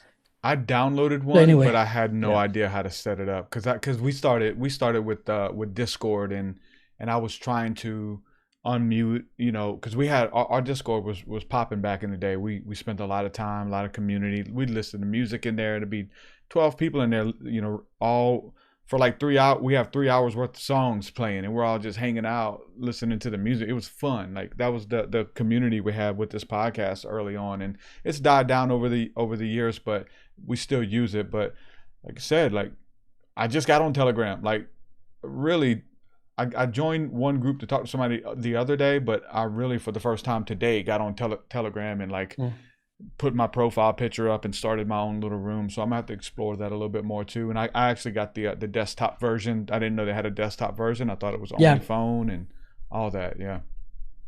Yeah, no, that's what I'm using. So whenever I start the stream, I also start a voice chat in Telegram. So then that way the entire basically the entire show is simultaneously casting to YouTube, Twitch, and voice only over Telegram. And so then that way it's used for them to just listen, or if they then when I say, okay, it's time for Q&A, they can just raise their hands and their little person pops up on my end. It says, oh, okay, there's a person who wants to talk. And they usually have a screen name. So I'll just be like, Sarah, you're unmuted on my end, mute yourself on yours. And so then that way, again, like I was talking about, that I found more success in a month or two with Telegram than I have with Facebook in 8 years. Wow. Well, success as far as what, reach and stuff, or? Because I have more engagement. Oh, I have, okay. Even though, in each show that I do, there'll always be like 4 or 5 people every time that they sign up. And so I literally started with 0, and I'm hitting close to, I think, a little over 270 now, but the engagement is way more. So I would have all these people on Facebook, but maybe one person might engage. Whereas depending on how interesting a subject is, I could have 10, 20 people lined up to want to talk. I can't get that on Facebook. Yeah. And so because we have to take them off platform, and they don't want you. That's when they start throttling us, when we try to get them on our YouTube or get them on our Telegram or whatever. Well, even when I was streaming to Facebook, they just, the chats, there might be one comment. Yeah. No, it changed. Dude, I remember 2015, 2016, 2017, I would go live and pray and do prayer sessions or podcast or whatever. And it would show you the reach. Dude, after the stream, we reached 300,000 people. We had 300,000 impressions after, and we might have had like 2,000, 3,000 actual views, but the impressions that it was actually like sending out and people were liking, and if somebody liked it, it showed their stream that they liked it, and it was just like organic traffic. But not anymore. You go live and we're on Facebook right now. I got 15, we just hit 16,000. We got 6 people watching. Shout out to all my 6 people on Facebook. 15,000 followers, 6 people are hanging out with us. That's what I'm talking about. Yeah. That's, it's like, why does Facebook do that? It's like, you can't tell me that out of a concert crowd that's following that at this time, when it's evening, because my wife would tell me it all the time. They're like, I never got the notification on Facebook. My friends would say I never got it, and all this other stuff. That was part of my decision where I was just like, okay, just forget it. We got 26 on YouTube. Shout out to my 26 there. And they all add up. There's probably 1 person on D Live, 3 trolls thinking about trying to raid the channel on Twitch, right? That's where the trolls hang out, on Twitch. We're there for the three trolls who are watching. You know, that's their platform of choice. But yeah, man. So again, with the multi-stream, it's just like, listen, if that's what you use, I'm trying to get on TikTok and Instagram to try to find ways to stream on that, because, you know, but if you get 10 people on each platform, listen, that's 100 people. So listen, it's what it is, you know. Well, especially what it stays online, so I'm never really concerned during the live. What the live is after. for, it's a very selfish reason, to be honest, because Okay. it means I don't have to edit. Because whatever happens, No. whatever goes out, because editing too used to take me so much Yeah. time. And so this way, you know, it was so weird when it happened the very first few times.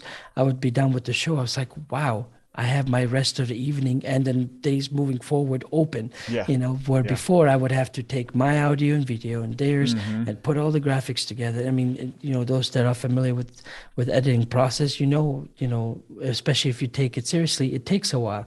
And so this way, I'm like, I just end the stream and I walk away. You know, that's what I love about it. Later on, I, you know, go back, download it, store it on all my storage and all that stuff. But that's minor compared to how much work usually goes into video production. Yeah, so mine, I wouldn't say, because I mean, I do the same thing and for that reason, but not for the selfish reason. Because whether, you know, if we're recording this offline and I upload snippets or segments first, you know, that was something I tried.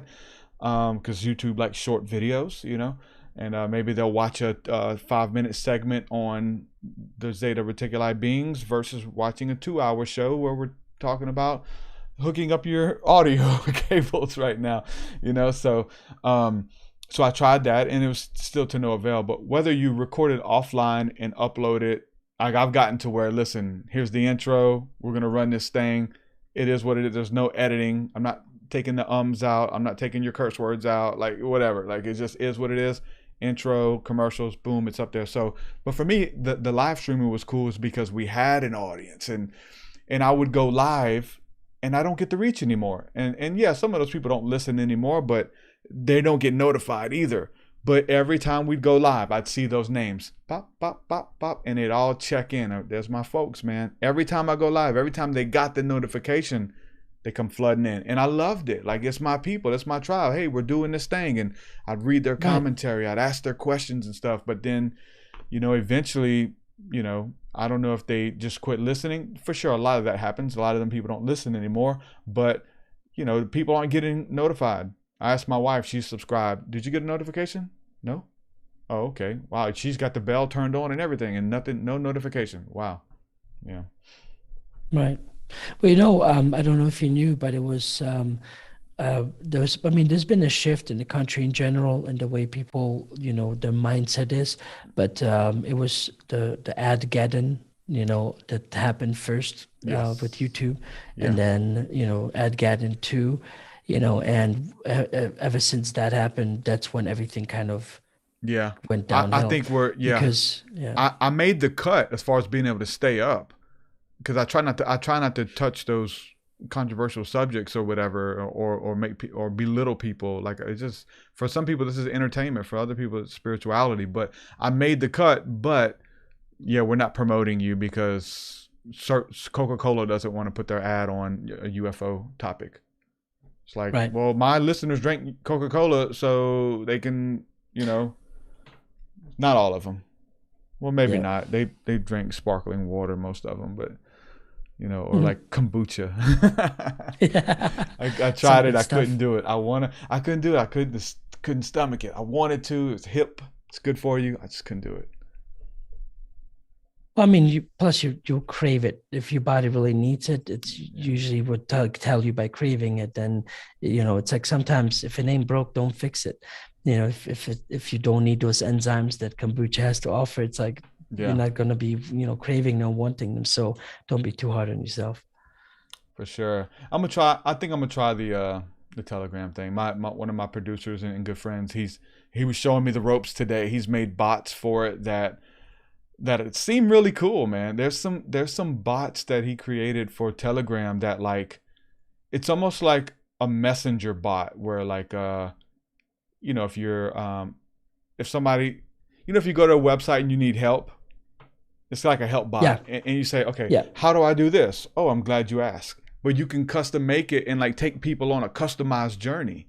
Do you want to go down this path or that path? Are you looking for alien stuff or Christian stuff? Like, okay, here's the Christian archive. Don't miss this episode. Like, it seems like something really cool. Like you can program it to take people on a journey through like this messenger bot, which is pretty much, you know, the full screen of your phone as you're answering questions. And, you know, what kind of meditation do you want? What kind of, you know, we can detail their experience and kind of tailor it. But you got to program it. And he showed me some of the stuff that he created on Telegram. It seemed really cool. I don't know if you've got into any of that at all, but it seems like it has potential to do some cool stuff.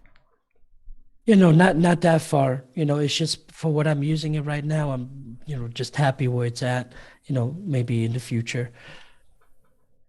You obviously, you know, you're a technical guy, but you like technology at all, or video games, or VR, or online gaming, or anything like that to kick back and relax, or any of that stuff?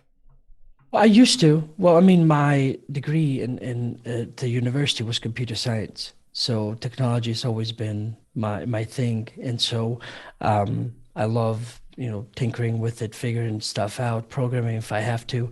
I realized early on I hated programming because it would take so much time to just try to figure out, you know, 4 lines of code to execute something so that make it work the way you want to. And it's just it wasn't as rewarding as a video, for example, where you immediately see the results of your work. You know, when you do something right, you do a setup, you make something, you immediately see that. And so not that I need it in every aspect, but it was just something that I didn't want to get into when it came to the programming part. I just left it out, and I was like, all right, I'll move on and just do websites. So it became my main thing when I started doing websites when I was 14, and I did those well into my 20s because that was my main way of making money. Yeah, same thing. I learned how to do everything myself, and I'm sure you have too. You know, you learn how to wire this stuff. You learn how to do video production. You have to, because you don't interview. have, I mean, we're not like the mainstream media where we have like 20 people and everyone has a specific job. It's like we're the producers and the directors and the interviewers and, you know, everything, and the tech guys. So you will be, brother. You will be. You will have a team. Like you got off of social media, right? I got off of my regular Facebook page, my Facebook profile. I got off of it. I was friends with 5,000 people, didn't know half of them. And maybe I added them because I thought they could be potential listeners of my music or potential fans of the podcast or listeners of the podcast or whatever, audience members. And then they don't interact. And then Facebook sees that they don't interact, and then they don't show them. And then they see that you paid for an ad. So now they want you to buy another ad to show those people who are already signed up for your stuff, all that kind of stuff. So anyway, I got off of my Facebook profile about maybe a month ago, if that. And as soon as I did, like a huge weight off my shoulders. I'm on the page. I still got my Facebook page, and actually giving a little bit more attention to the page and not my personal profile where people have direct access to me. My phone would just go ding, ding, messenger, like random people messaging me, hey, I heard your podcast today, aliens or demons, why would you have that conversation? I was like, damn, I'm editing a video and I'm doing another interview. Or people are calling me on Messenger that I don't know and wanting me to answer. And I was like, okay, let's answer. See what this is going to be like. Hey, man, what's happening, dude? Hey, what's up, buddy? What are you doing, man? I want to talk to you about aliens. Okay, you should call into the podcast. I do open lines and stuff. Well, I don't want to be on there in front of people. Well, I got private sessions on my website. If you want to do a private chat, let's talk now. And me, I'm like, okay, let's talk. And I'll like quit editing videos and I'll talk to a random person for 2 hours. And then after that, another random person for 30 minutes. I'm like, I got to get off of this stuff, dude. I'm not getting anything done because I'm talking to people and I have to put a barrier between me and Joe Schmo. And I should be honored people want my opinion or want to talk to me or want to curse me out and tell me why they disagree with me. And I like that. I like conversations. We do this for a living, you know, and so, but putting that barrier has made for more meaningful conversations. And I don't have 17 people trying to talk to me at once. Like it kind of comes through a Right. veil. I hired somebody, a social media person, to help me, you know, make memes and promote it. So now I get to do the talk with you, and 2 people take this episode and listen to it and say, oh, I'm gonna take that clip. Listen, we're making the clips for you. We're getting them sent out to Instagram. Boom. Wow. I don't have to spend a whole day making Instagram snippets of our interview and do another interview that night. Like this could be fun. It took me a long time to get rid of that possessive control because maybe the image wasn't, like you said, centered. Hey, can you move to the left? Can you move this whole image to the left? It doesn't sit right. It doesn't. It's called the rule of thirds. Have you heard of this? You know, and no, we never heard of it. Well, watch this video, please. And I'm like training people, and it's fun, man. It's the next level for me, and I believe it's the next level for you too, man. You know, before I closed my personal account for just, personal reasons, it was getting too, I don't know, a lot of people I knew, they were all just constantly fighting. And so I closed that out, but I had to create like a hidden private account so I can assign my page to it, because Facebook needs a linkage, and so I did that to where I basically closed my other account, but I could still maintain that page. What I like about Telegram is this, usually during the open lines, before I go live, I open it up for at least half hour to an hour, where anybody that wants to chat with me just comes on and we chat about anything. There's no limit on or limitation on what we can talk about or cover. And so that's my way of kind of trying to reach out for people that just want to chit chat and talk, when it comes to lengthy conversations, I can't, with the job and this and other things I got going on, it's just too many things going on. Yeah. I'm the same way. We did that with Discord early on. I'm like, hey, I'm in Discord all day. Like, cause as I'm working, Discord's there, but like, I have to like engage. If you jump in chat and I see you, I'm going to jump in and say, hey, what's up? If I have the time, versus like, I have people I don't know just sit there, keep redialing me on Facebook Messenger until I pick up. And I pick up and they're like, hey, I just wanted to see if you'd pick up. What's up, dude? Just working on music. A friend of mine, Illuminati Congo, I mentioned him at the beginning. He posted a meme a long time ago. And it's not to be mean to anybody, but it made sense as an artist. He's like, hey, if you really appreciate your favorite artists and your favorite rappers and those people, like, and you like their music, like, he said, leave them alone and let them create music. He's like, people, the thing is, it's not personal. And I hate saying this stuff because everybody assumes it's them. You know what I'm saying? That's hard too. Like everybody who's ever messaged me probably thinks I'm talking about them. You know what I'm saying? But hold on. If you're that person if you've called me back to back to back to back until I answered, I'm talking about you. If you've never done that, we're cool. And if I've engaged you in conversation, it's because I wanted to, you know what I'm saying? But right after you, it's another, and right after you, it's another. So I would like to be able to, here's what we do on Mondays. Thursdays, we have the School of the Mystics. We have open conversation. Anybody who wants to join, we're going to open the phone lines. I'll talk to you once the guest leaves about whatever topic you want, kind of stuff. But just kind of setting your hours. It's huge, Right. It's professional. It's taking it to the next level. That's it, man. I enjoyed this talk, brother. Being able to pick your brain as a seeker, as a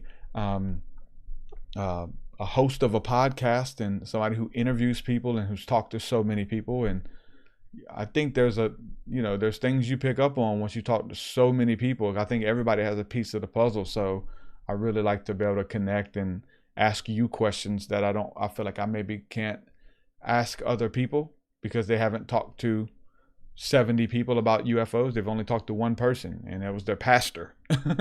And he's got a scenario, and he told them that they're demons and they're coming to get you. It was like, it could be, but this could be as well.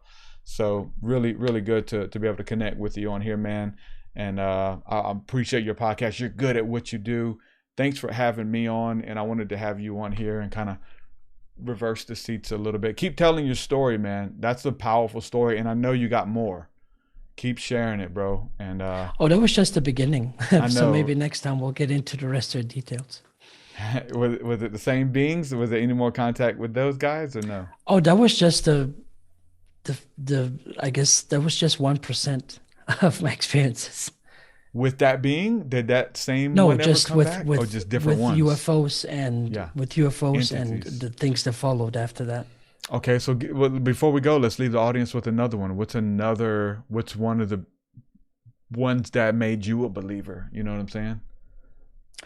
Well, oh boy, that's opening up. That's starting out a subject. I think it's going to take us another 3 hours. It's let me see. I didn't expect to have to shorten it all real quick. I know, right? Well, what basically, I don't know which one to pick, but here's one. Here's one to. So, in my seeking, so to say, to use that word, when I turned 15, I basically just wanted to be, figuring out like what is all this about. And so I realized that there's other people that have written books about this and are talking about it. So I was looking for information and basically just kind of got out of this UFO closet. And so my most important part was just I always wanted to have these physical experiences. Most people always, they say I want this physical experience. What is it like? And so in my searching, I inadvertently, came to have several different physical experiences, but they were not what I thought they were going to be. It changed my mind about what it is that we're actually dealing with, and then ultimately, who am I? Because a lot of times we associate, contact or any kind of interaction with people like we do here on Earth, where we just go say hi, reach out, you shake their hand, you introduce yourself, and you kind of start a friendship. Well, it was not like that whatsoever. It was what I found to be very what I expected. That if and when a contact ever happened to me, was that I'm just going to be seeing the ship landing and they'll land and then we'll share whatever White House experiences. lawn. Yeah, kind of like that.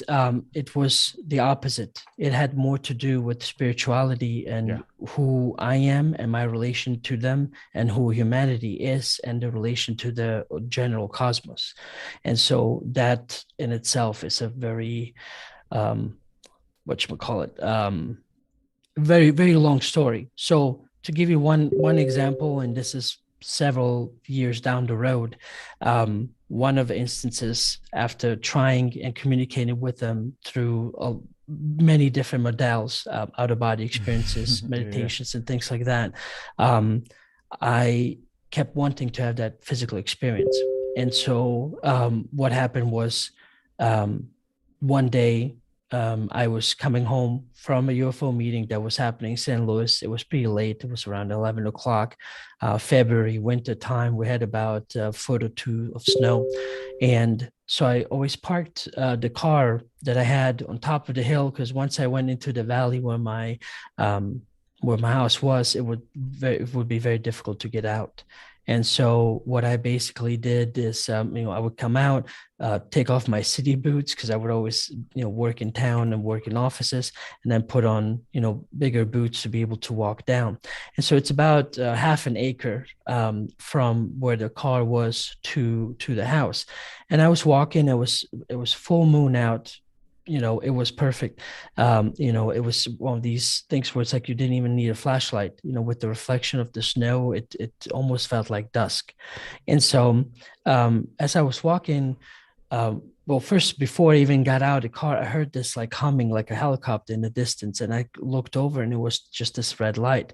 I was like, oh, helicopter, far in the distance, like many, many others that I've seen, long, throughout all my years. Well, as I kept walking, halfway through, between the distance between my house and the car, I had to pee, but then I kept looking up at that light that was getting closer, and it was like, wow, this helicopter is really low. I mean, it was maybe, I want to say it was close to 10, 15 feet over the treetops. You know, you would have thought it would be hitting them. And so I was like, okay, I want to go pee. So I went over to that tree. Then my business came back. I was like, I want to see it fly by. This would be cool. So I'm just standing there anticipating that there's this helicopter is going to be flying by real quick, you know, and as this red light was getting closer and closer, I kept looking, and everything in my mind was trying to see like where the blades, where's the body of a helicopter. It sounds like a helicopter, but what's happening here? Like, why is it not, you know, meshing with what I'm hearing? And then that sound that went from, you know, like the helicopter sound of the blades chopping the air, it just kind of switched over to like whoa, whoa, you know, it's continuous tone that kind of oscillated. And right before, you know, while I'm still in this dazed, confused state of figuring out why is this not a helicopter, right over the roof of my house, as I'm looking at it from the distance, another red light appeared out of nowhere. And there was no way I would have not seen it because of how clear it was that night. And the second the other light came on, I just froze. And it wasn't fear or anything like that. It was just something about the energy that the body was just going haywire. And so now both of these orbs, then from the top of my rooftop, they were kind of moving towards me. And as they did, more and more things started basically kind of getting to feel really weird. And they were just kind of I don't know how to describe it. There were like my surroundings started feeling like it wasn't real. It's almost like it was wavy. It wasn't a distortion, you know, of like a visual distortion. It was an actual physical space that started moving. And as the closer they were getting, the more anxiety I got, the more fear from that anxiety, because I was perceiving it as a threat, although there was really nothing threatening about it. And they got closer and closer and closer to me, and I closed my eyes because it was almost unbearable to take. But then there's something in me that said, open your eyes, this is what you wanted, you know. And so I did, and it was just, I don't know, it was getting to this urge to where it would have been too much for me to take, to where I think I would have had a psychotic shock. You know, it was just so much that was happening emotionally, and just what it does to your brain in general. It's to where I just kept trying to plow through it, which was not, you know, it seemed like it wasn't possible for me. And then right on that verge, before I thought I lost it, both of those orbs just kind of together moved to the left and kind of went away. So the further away they were from me, the easier things got, and I could relax, and I wasn't in this fight or flight state anymore. Working. But I anyway, can see you all. Telegram. Hey, Tammy. I don't think he. I could hear her. Yeah, I don't think she could hear you yet. I don't have the lines crossed yet. But keep going with right. your story. You should have told me you tried to do that early, because it happens to me too. If you're trying to share your video on Telegram, it turns your screen purple. And I think it has something to do with the different ports. I haven't figured it out why yet, but something I'm working on too. Oh, my screen. Oh God, I see that. I didn't even see that until now. Oh goodness. That's okay. It's something with OBS. Okay, it's when you're OBS, sharing a screen, huh? Right. I think you have to almost shut down OBS and reopen it for that to disappear. Anyway, just to finish up real quick. Go ahead. No problem. I'm sorry I told you afterwards. But no, I was just going to say what had happened is that as I came home, and prior to this, which I didn't get into, I was having different kinds of communications that were already weird for me to begin with, because they were more psychic communications.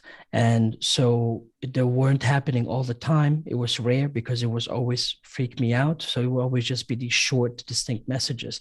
Well, for this particular night, as I laid there and I was so angry at myself, you know, I said, this is what I wanted. I keep saying I want physical experiences. That was my chance. And I was a coward, you know? And so just out of nowhere, I just heard this, this feeling overcame me that translated into what words would be, and it just said, see, we tried and see what happens, and We it was basically we trying to tell tried and me, see what happens. right, Yeah. because there's a physical aspect to contact that most people are not ready for. Yeah. And I finally understood what they meant by that, because it's it's has a lot to do with your energy. And if you're not mashing with that energy level that they're at, and you can't kind of meet them halfway, Yeah. it's almost too much, like you're grabbing a live wire of electricity. Yeah. And we know what the tolerances for a body are if we just grab a 110, right? Well, 220, you pretty much you can die, very high percentage that you will die. And so that vibration is an energy that you have to work on changing over time. And that generally happens by you basically having to just figure out yourself, who you are, why are you here, and what it is that you exactly want. And so by building up the person that you are, that the person that you want to be, it energetically helps then make that contact a lot closer. You would think it would have nothing to do with contact, but it does, because energy is energy. It's whether you, for example, have let's say a relationship with a person, right? And it's a loving and caring relationship that has one energy, or whether you then have, an angry or a different kind of experience, let's say for like building a house, they seem to be not related, but on the spiritual, on that energetic level, they're actually, same energies expressing themselves in different ways. And so what I'm trying to basically kind of give you in short is that what was confusing to me when I first began this, a lot of the messages were about self-improvement, were about understanding yourself and what you want to do, and basically working out your fears, working out your anxieties, all these things. And I was like, what does that have to do with contact? It's like, why can't, and then I was with some other experiences, which will take a long time. Basically also, I had an experience where I had a near-death experience. And it was, and at that time I got to resolve some of the things that were happening to my life up to that point. Well, anyway, it had a lot to do with my parents and the way I was raised and all these other things. And so again, it's like, what does the relationship with my parents have to do with UFOs? That's where in the very beginning, it was confusing, but now I understood that it was by us being the best people we can be to find our core self that will then solidify and make that contact even easier, because then you're dealing with less fears having to be overcome. And so anyway, that was then a physical representation or a physical example to me of what would contact be like to me, never mind having that occur to, let's say, 50 people in the space. They would just lose their stuff. They would lose it, basically.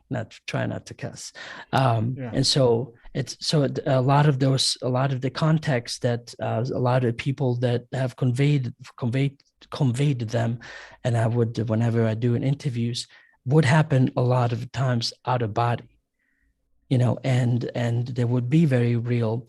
But because of who we are as humans, and we're not ready for these different vibrations, it's a lot easier to establish contact during the dream state, or just establish contact out of body, because your higher self, the energetic body that we all have, it doesn't need to overcome any great energy differences. It's already there. And so a lot of those experiences and information that's been conveyed happen outside of the body.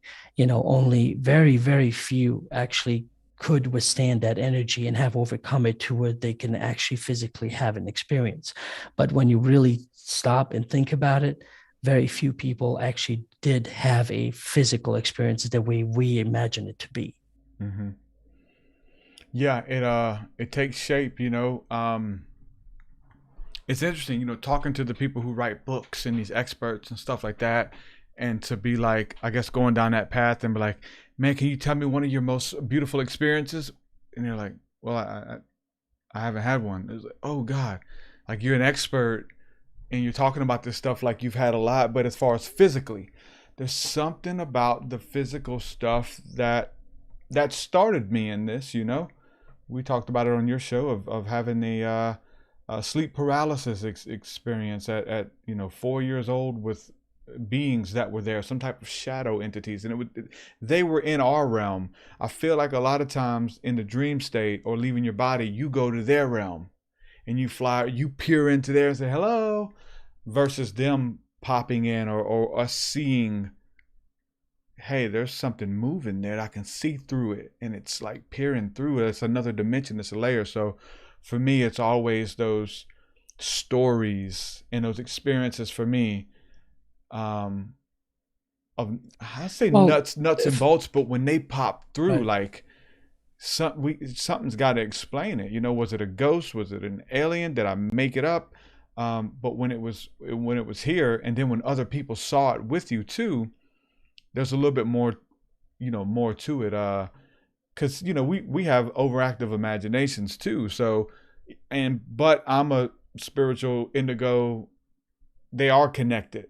But speaking to so and so in the dream state versus here they are energetically in front of you, we all want that.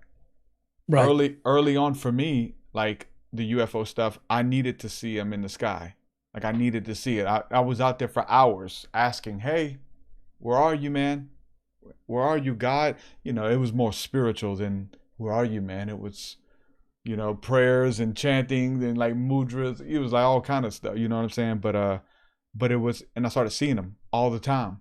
Crazy stuff, like just like exactly what you said. I've seen those things, and then I quit seeing them, and it's like, oh, well, you're not spiritual anymore. You don't want to see them. It's like, I think I just needed to know that they were there first. And now you talked about spiritual and maybe telepathic communication or downloads, but they literally said, if you want to keep this up, fast and meditate. It was meditate more and fast. Just kind of like, look at your diet here and there and make time.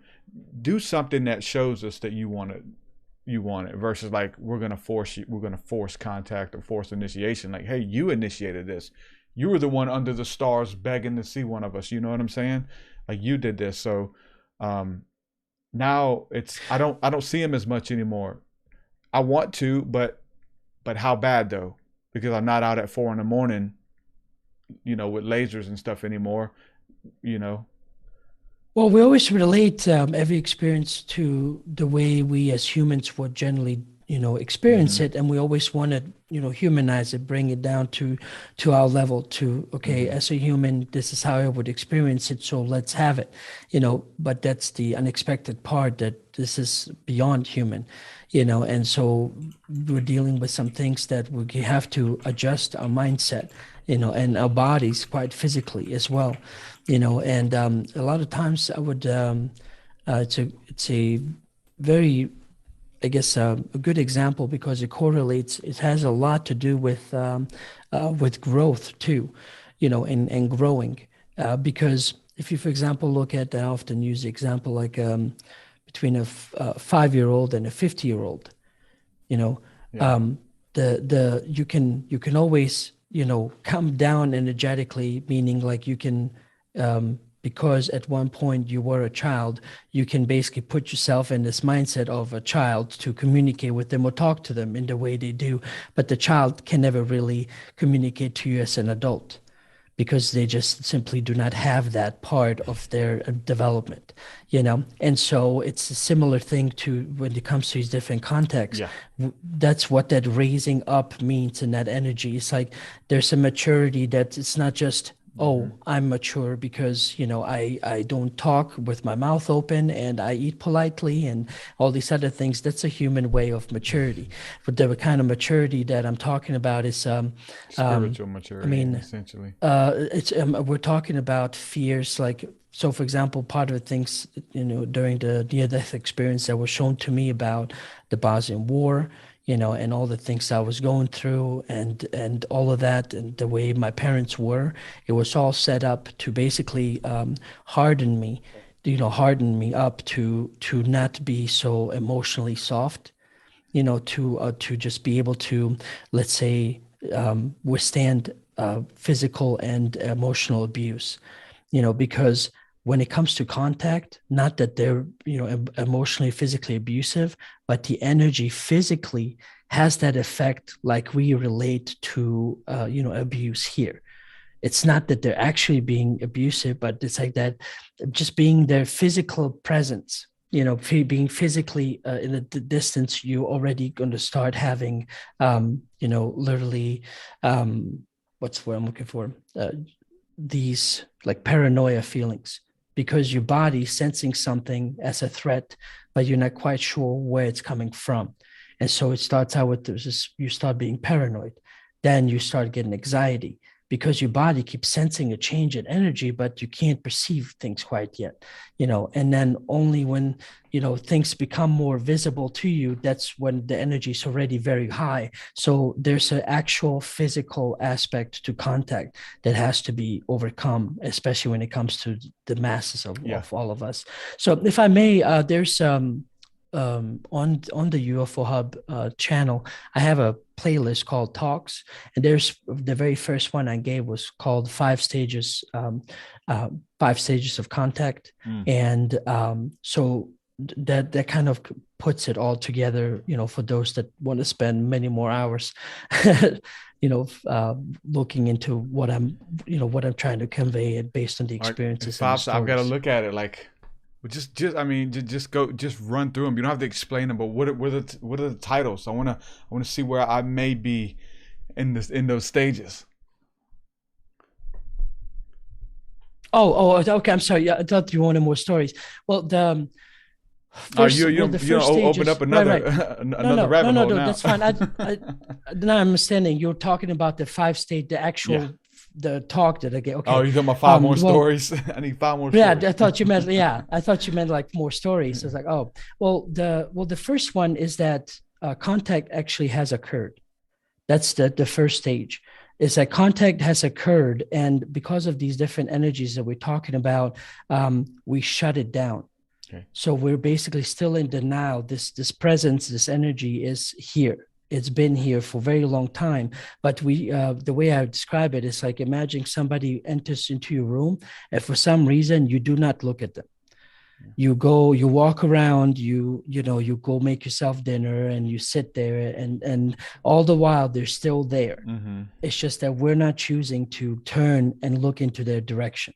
That's what, initially happened as, to us as a society, as humanity altogether. And it was, kind of very, very much unexpected.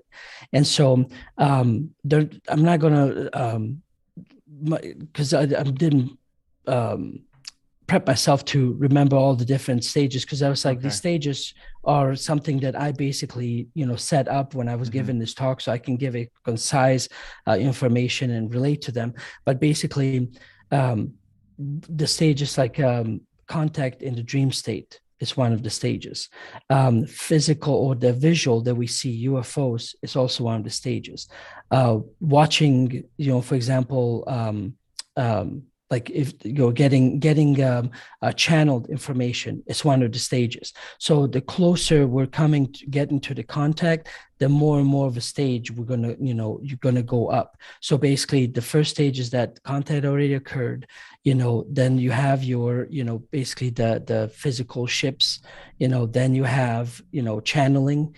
And then you have basically the dreams where you keep dreaming about UFOs, or people come and visit you, and all kinds of communications happening and things like that. And then the eventual physical contact. So those are the basic steps, the basic premise that I could, gather, that we would all, as eventually either individually or together as a society, going to be going through before we eventually get there. And so we are still very much in the infancy of it, because look where we are at. We're so stuck on video footage of UFOs flying around. And so we're not ready for the third, fourth, and definitely the fifth stage coming up. So it has to all have to play out, because that psychotic shock that we received as a society initially, because of this difference in energy, it basically, because then it made us look away, it's coming out in all these different forms that we look at movies, for example, and it's our collective way to subconsciously play out this thing to where we're looking at it as a invasion force, because that's what it felt like. That energy, that difference in between ours and theirs felt like a threat. So naturally, subconsciously translates itself as all these aliens coming from outer space to attack. So you have all these groups. Is that what you felt like in your experience? What I learned from my experiences and understanding what had occurred, and then looking at the situation as us as humans, this is what I've been gathering over my years, and it's so basically us, working out these different energies because look at how things go from, are you talking about the progression of movies, in a sense of how they started? Correct. Progression of movies. You have, War of the Worlds, Independence right? You Day, have Independence Day, Invasion of the Body Snatchers, all these different fearful stories. Then the energy's adjusted enough to where you have E.T., and then you have, all these different movies that are more subtle. Then now recently you have other movies where it's just simple contact. They just come and they leave again, like with the, what is it called? The one recent one was Arrival. Is that what it was called? Okay. Yeah. So anyway, what I'm saying is we have to play that out. Yeah. And remember so Cocoon? we're not. Yeah, and there's Cocoon. So this Flight is going of the Navigator? It's going to take its time, but it's basically we're as a collective, we're still dealing with the shock. And so it's going to have to play itself out. Until then, we start becoming more aware of what we call the people that are called channels. And then we're going to, the regular people, average people that were just moviegoers, moms and dads, living their lives, going to baseball games, watching football games, and just going to work and living life and barbecuing, they're going to then eventually even shift their energies enough to where they would, synchronistically come across, let's say, a channeling. And it's like, what is this person doing? They're claiming to be channeling an alien, for example. And so then that would get them going on this new path, to where that would take them several years then just to disseminate what information is coming through, and then what they, have to do if they choose to do something about it. If they want to say, nope, this is too much for me, and then close their eyes back down again and go back to their, quote unquote normal life, then that's something they can definitely choose. But what I'm saying is it will move in that progression. That's why it's a lot easier to deal with an individual than with a group, because as an individual, for example, these things that we're going through, it was the heavy parts, the very intense, the very mind-blowing experiences were happening like this 5-year period. I cannot imagine if this was entire society was going through the same process. It would be a disarray. There would be nobody going anywhere, nothing getting done, nobody growing food, nothing happening. I mean, it would have that kind of, effect on us. But it was a lot easier for me as an individual to go through all that craziness and then still be able to go to the store and know that there's going to be food for me to eat after all all the things that have just happened to me, and so it's not a unplanned event. It's not something where it just happens like, oh, they don't know what they're doing, oh, they're crazy, or they're this, they're that. These specific groups of I guess aliens, for lack of a better word, their main goal is to simply make contact, but at the same time, they're just not one group. There's all these different groups that have different agendas. And so while majority of them simply want to do everything they can to establish this contact and help whatever we can possibly improve so contact can occur, there's some others that are, doing some nefarious things that we perceive nefarious things, but from their point of view, it's just something that they do as, their own free beings. So they go on and meet with other people that are energetically meshing with them. And usually it's all these morally bankrupt politicians and, these groups and Illuminatis and all these other ones, to where you hear all these different stories all the time about, secret plans of sorry, I'm drawing a blank here. The technology is being exchanged, and things like that. But what they're giving them is like trinkets. It's really something that they can't even understand, But the point is that it all depends, because we're such an individualistic, race, as the human race.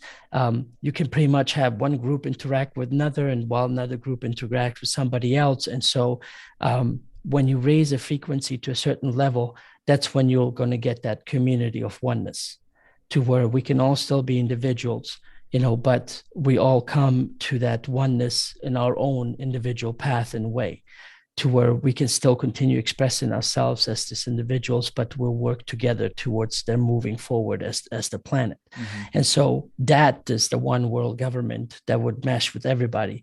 The other one world government is more like a hive mind, to where you take orders and you do as you're told, mm-hmm. And that's obviously the not so preferred one on my end. And I'm pretty sure you and others don't prefer that either. Yeah. So anyway, there's many more things. I'm just like rambling like crazy, trying to get through as much as I can. But I've been on that lately. Talk for hours. Yeah, which is good. Like this we'll call it evolution, or we can call it ascension. It's kind of the same thing. And like like the personal ascension that you're doing. A lot of we mentioned starting out feeling like you're crazy. One of the things that make you feel like you're crazy is that you feel like you're the only one going through this.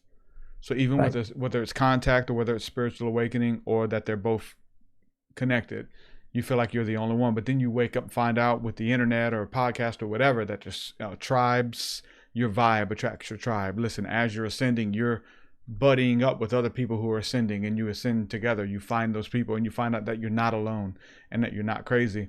So what we find out is like what you were going through by yourself, other people were being isolated and going through the same thing. And so like people all over the world who are going through this same spiritual awakening and having contacts and having dreams and being woke up at 4 a.m. and all of this stuff, it's going on all over the world. So obviously if enough you find each other, it's that energy, alike attracts alike. And yes. You think you had this feeling to go to this place or that restaurant or that concert, and the next thing you know, you find people think very much alike. Mm-hmm. It's not an accident. That's what following your inner guidance, your highest excitement, is basically by you being the best version you can be. You attract everyone else that's like you, and usually in my case, it just turned into more of going to meetings and meeting with like-minded people, to where we would just meet at these different bowling alleys and UFO meetup behind groups, closed doors. yeah UFO groups, and there would be so many in St. Louis. Wow. But it's going back to the original conversation we had, is basically they the truly ones that have these experiences, they go to these meetings, but they don't want to be heard. They don't want to be recorded. When I was initially starting this, I was like, hey guys, let's live stream this. And it was like, no, and I was like, well, how do you, you want the government to be open with you. You want them to tell you all they know, why are they hiding this? Why are they hiding that? But then look at us, we're meeting behind closed doors at the back of an alley, and you're not even willing to put your face in front of the camera to even discuss what you're talking about. Yeah. So here you are not being open, but yet you expect the government to do something different. And here, you're the one who goes on to start your own show and goes on to, you have the vision like, hey, people need to know about this, let's get it out, where everyone says no because they're scared that they would ruin their reputation or look crazy. You were the one that, right, or their job.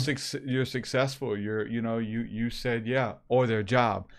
I had to make that call as well. I wasn't the only one having these experiences. I wasn't the only one laying on my back and having angels speak to me and UFO. I had friends with me, but they won't tell a soul.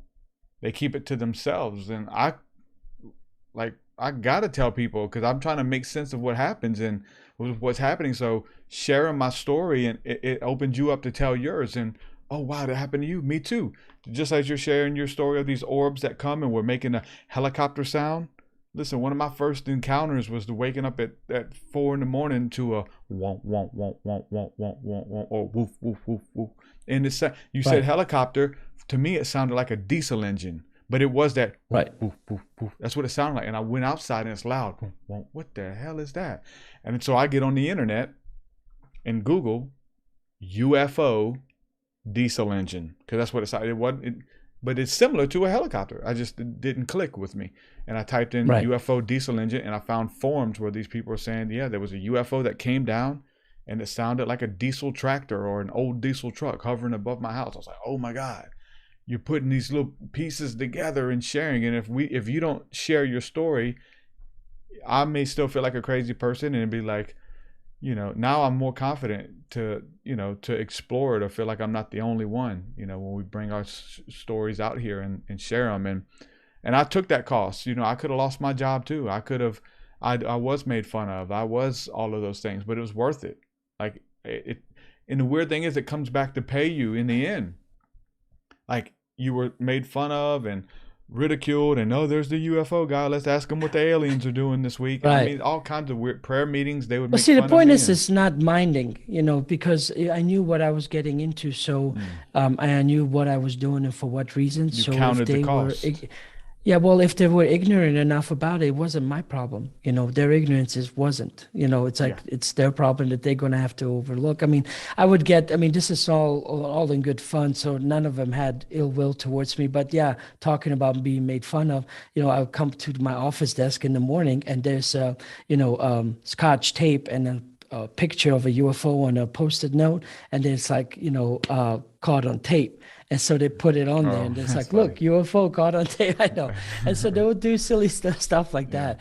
Sometimes in offices, people have mugs. They would give me like alien mugs, and things like that. So, but it was not because they just knew, because I never pushed it on them. The ones that wanted to talk about it, I would share it. So they did that. Usually, when you make fun of somebody in that way, that's the good kind of way, because that means you like him and you're teasing them. There's a different kind of way that's more, malevolent, and it's out to hurt you. Yeah. Yeah. It's, I was the making fun of the, stay away from him. You're going to get, yeah. Cause I come from a Christian community, and they think it's all demonic. There are no enlightened beings. There are no ascension there. And so when we talk about this, hey, be careful, you're going to get abducted. Don't go out there and look for UFOs. They're going to kidnap you and all this kind of stuff. And so, yeah, my name was brought up to make fun of and poke jokes at. And now, again, it's come back because I owned my story and I stuck with it, and I was consistent, and to this day, and now it's something, again, I get to do for a living, and people have questions, and people, now the government's leaking some stuff or stuff we've been talking about for years, and even conspiracy stuff. And when all of this conspiracy stuff that just happened and we're still going through, there was no I told you so, I was right the whole time. Never, none of that. You know what I'm saying? I didn't want to be right, especially now, you know what I'm saying? But this is stuff we've looked into and been privy to, if you want to call it privy, maybe cursed with, for years of knowing that messes with you. So again, the collective is now waking up, though, is what I'm saying. What used to be made fun of is now 15-year-olds who are experts in alien contact. You know what I'm saying? Well, just yesterday I covered, I gave an update. What was it called? HR 4350. It's this NDAA, National Defense Authorization Act, that's in the process of being passed, and it passed the House with still this certain section in there where they will establish a office of UAPs, where they basically collect information, and you can actually call in and do reports there. So basically, they actually gonna have if the bill passes and the section is still in there even after passing the House, it still needs to go Senate before it gets signed by the presidency. They are looking at this in this serious way. So that's a huge paradigm shift. from Yeah. where it was before, where you had to, convince them that they exist, to where we're going to have a government office now that collects information about unidentified aerial phenomena. Yeah. That's a big difference coming along, long time, for 70 plus years. Yeah. I'm just, I'm one of the ones. I am a conspiracy theorist at heart, and that's why I try to stay away from that stuff. I don't even try to watch. I don't watch none of those, all them videos that came out. I knew those theories. I never watched any of the footage, and my friends are begging me, please cover it, man. Please watch. I was like, no, I'm not doing it, because like once it hits the mainstream, we're waiting on the government to say, okay, yeah, they exist. They exist. Wait. They're coming to attack. They're coming to invade. What? No, hold on. I've made peaceful contact. What do you mean they want to invade? Well, they want to. Whatever they say, I'm going to believe the opposite. When the government finally comes out and says what's going on, I'm not going to believe them. I'm going to believe the opposite. But I still have my sneaky suspicions that, as nice as it sounds, I think they're establishing that. They're going to collect the data only to come back and say, this looks like a national security threat. We need to deal with this with weapons. And I'm like, that's what I'm still feeling like they might twist it into. There's part of me, weeny tiny bit of me, that thinks, they might actually use this for good reasons. But knowing what governments do, it's only a setup for something worse. Yeah. Greedy. Yeah, greedy people. And if they're not treating their people right, if they don't treat us right, they're not going to treat them right. You know what I'm saying? Like, there's a reason why we don't see as much contact as we should be seeing right now. Because yes, there's footage of us shooting plasma beams or laser beams into outer space at craft that are coming too close to our atmosphere. And I don't think that those guys out there are the bad guys. I think the bad guys are running this place right now, polluting the water, polluting our food, doing all types of tests on us, all kinds of stuff. So when it comes to good versus bad and who are the bad guys and who are the good guys, I believe that, my contact has been benevolent. It's been beautiful. It's been, hey, take care of yourself, evolve yourself, be in the moment, all those little downloads and impressions that you get. It's never been, hey, we're going to kill you, we're coming to kidnap you, or hey, meet me out in the field and bring a sacrifice offering. You hear no crazy stuff like that. You know what I'm saying? Like, anyway, there's so many places we can go with this, Adnan. Bro, thanks for coming on, hanging out with me. Yeah, thanks for having me. I appreciate it. Exploring, and that's cool for those people who hung out with us after the technology part that we talked about, because they got to hear a pretty cool story from you, man, and you've got a bunch more to share, and we'll have to have another conversation. You got to share this stuff more, and I'm sure you do most of that in your open line conversations and stuff. I'm sure you do that. Well, right?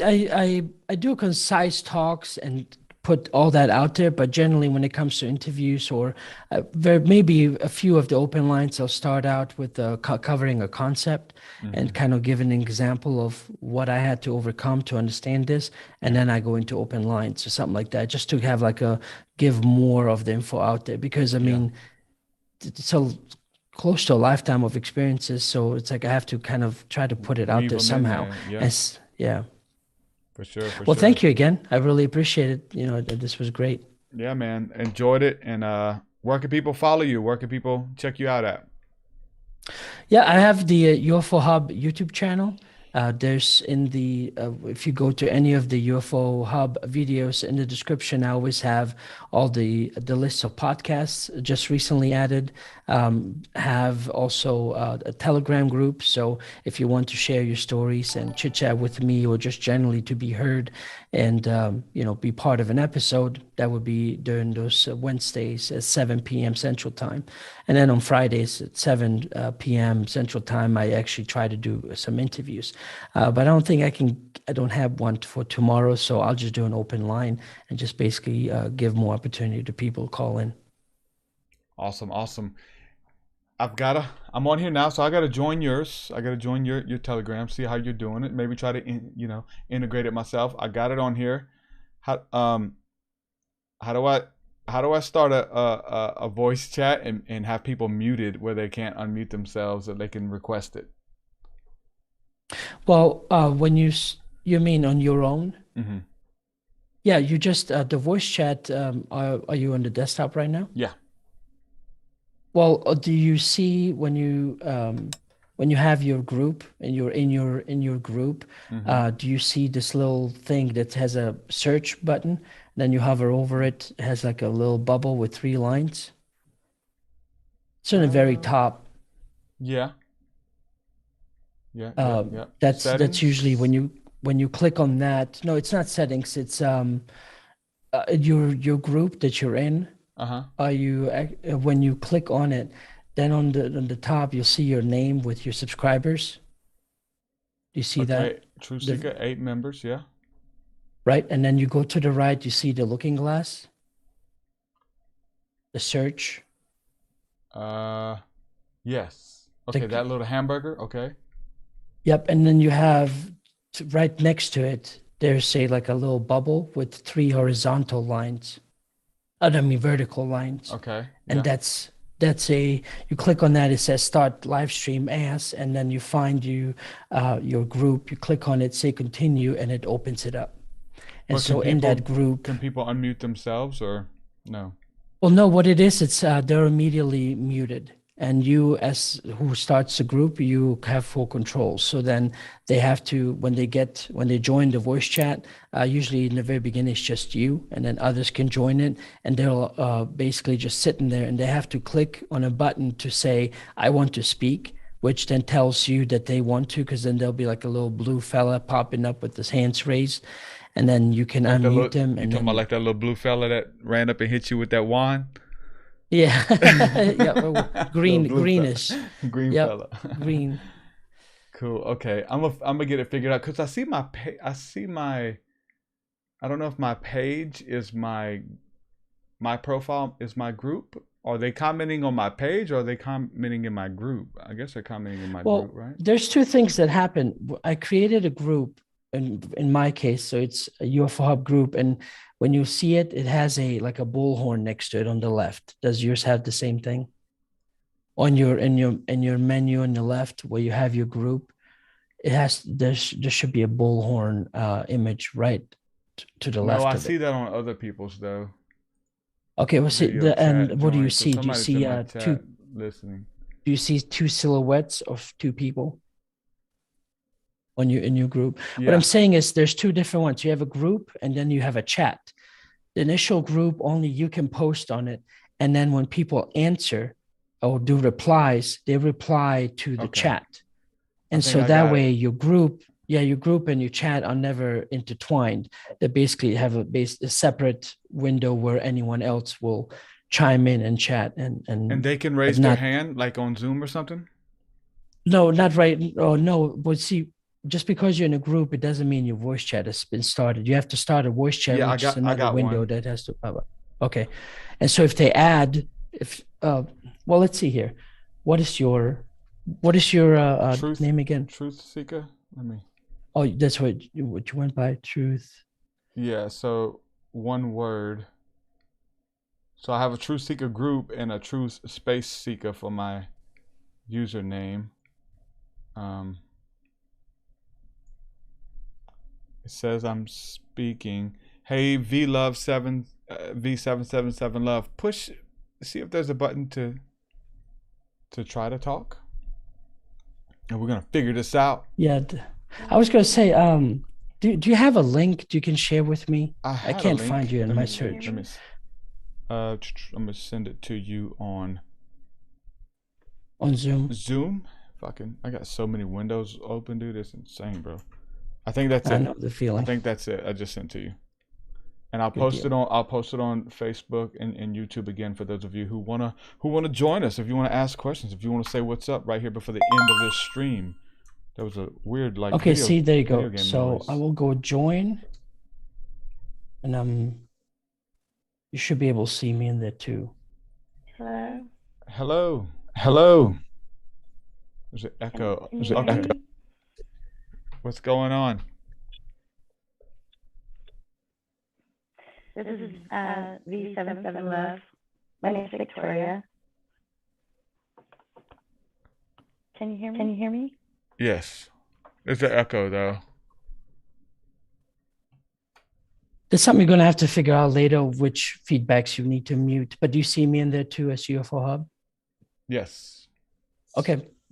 And that's how it is. So if I press on this now, I raise my raise hand. your hand. Okay. Is it still? Yeah, that means I want to talk, and I can't speak unless you then unmute me and you hover over it, you right click, and it says allow to speak. You sure you can't unmute yourself? I can unmute myself, but you have to activate me to talk into your room. I Really? don't, you have full control. Yeah. Okay, cool. So for example, hi V7, can she hear me? V77 love, 77 love? Probably not. She can only hear you. Well, no, you can, if you right click over her. Allow to speak. Okay, got you. Yeah. See, allow to speak or mute. So you control who gets to speak. So that way you're not having like 10 people talk to you at once. You only take one person at a time, especially if you're going to have a show, in my opinion, because otherwise it's too much chatter. Got you. Yeah, so I think See, so you unmuted me, and if I click on my unmute, it's like, hey, you should be able to hear me. You should be able to hear me. You should be able. yeah, we just opened a portal, an infinite loop. I know. I muted myself. I knew what was happening. Cool, man. Thank you for showing me this. I'm gonna try to check it out. So yeah, we were on Discord, had a nice crew on there, and then ended up. Well, here. Hit mute on your Telegram. Are you muted? You remain. Okay. See how you're not being fed back twice now. So if you say something. Check. Yeah, but they can't hear me in there now though. Correct. That's what I'm saying, because this is where what I was telling you earlier. You have to figure out, because otherwise you're going to have 3 inputs coming back at you. You want to have only one, everything going to one output, so that you don't have this echo going on. Cool. All right, we'll get it figured out, man. Yep. Appreciate you, bro. All right. And everybody, go subscribe to his channel, man. UFO Hub. We did a talk on there, and it was good. Like, I really enjoyed it. I made a snippet out of one part, and need to make snippets out of more. He asked really good questions, and he's a really good host. So make sure. Most people tell me, man, I love it when people interview you. You let people interview you more.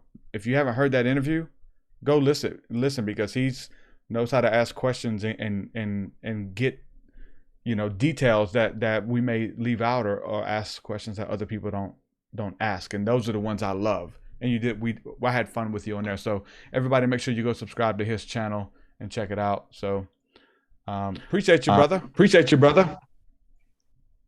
We'll do it again. Okay, there you go.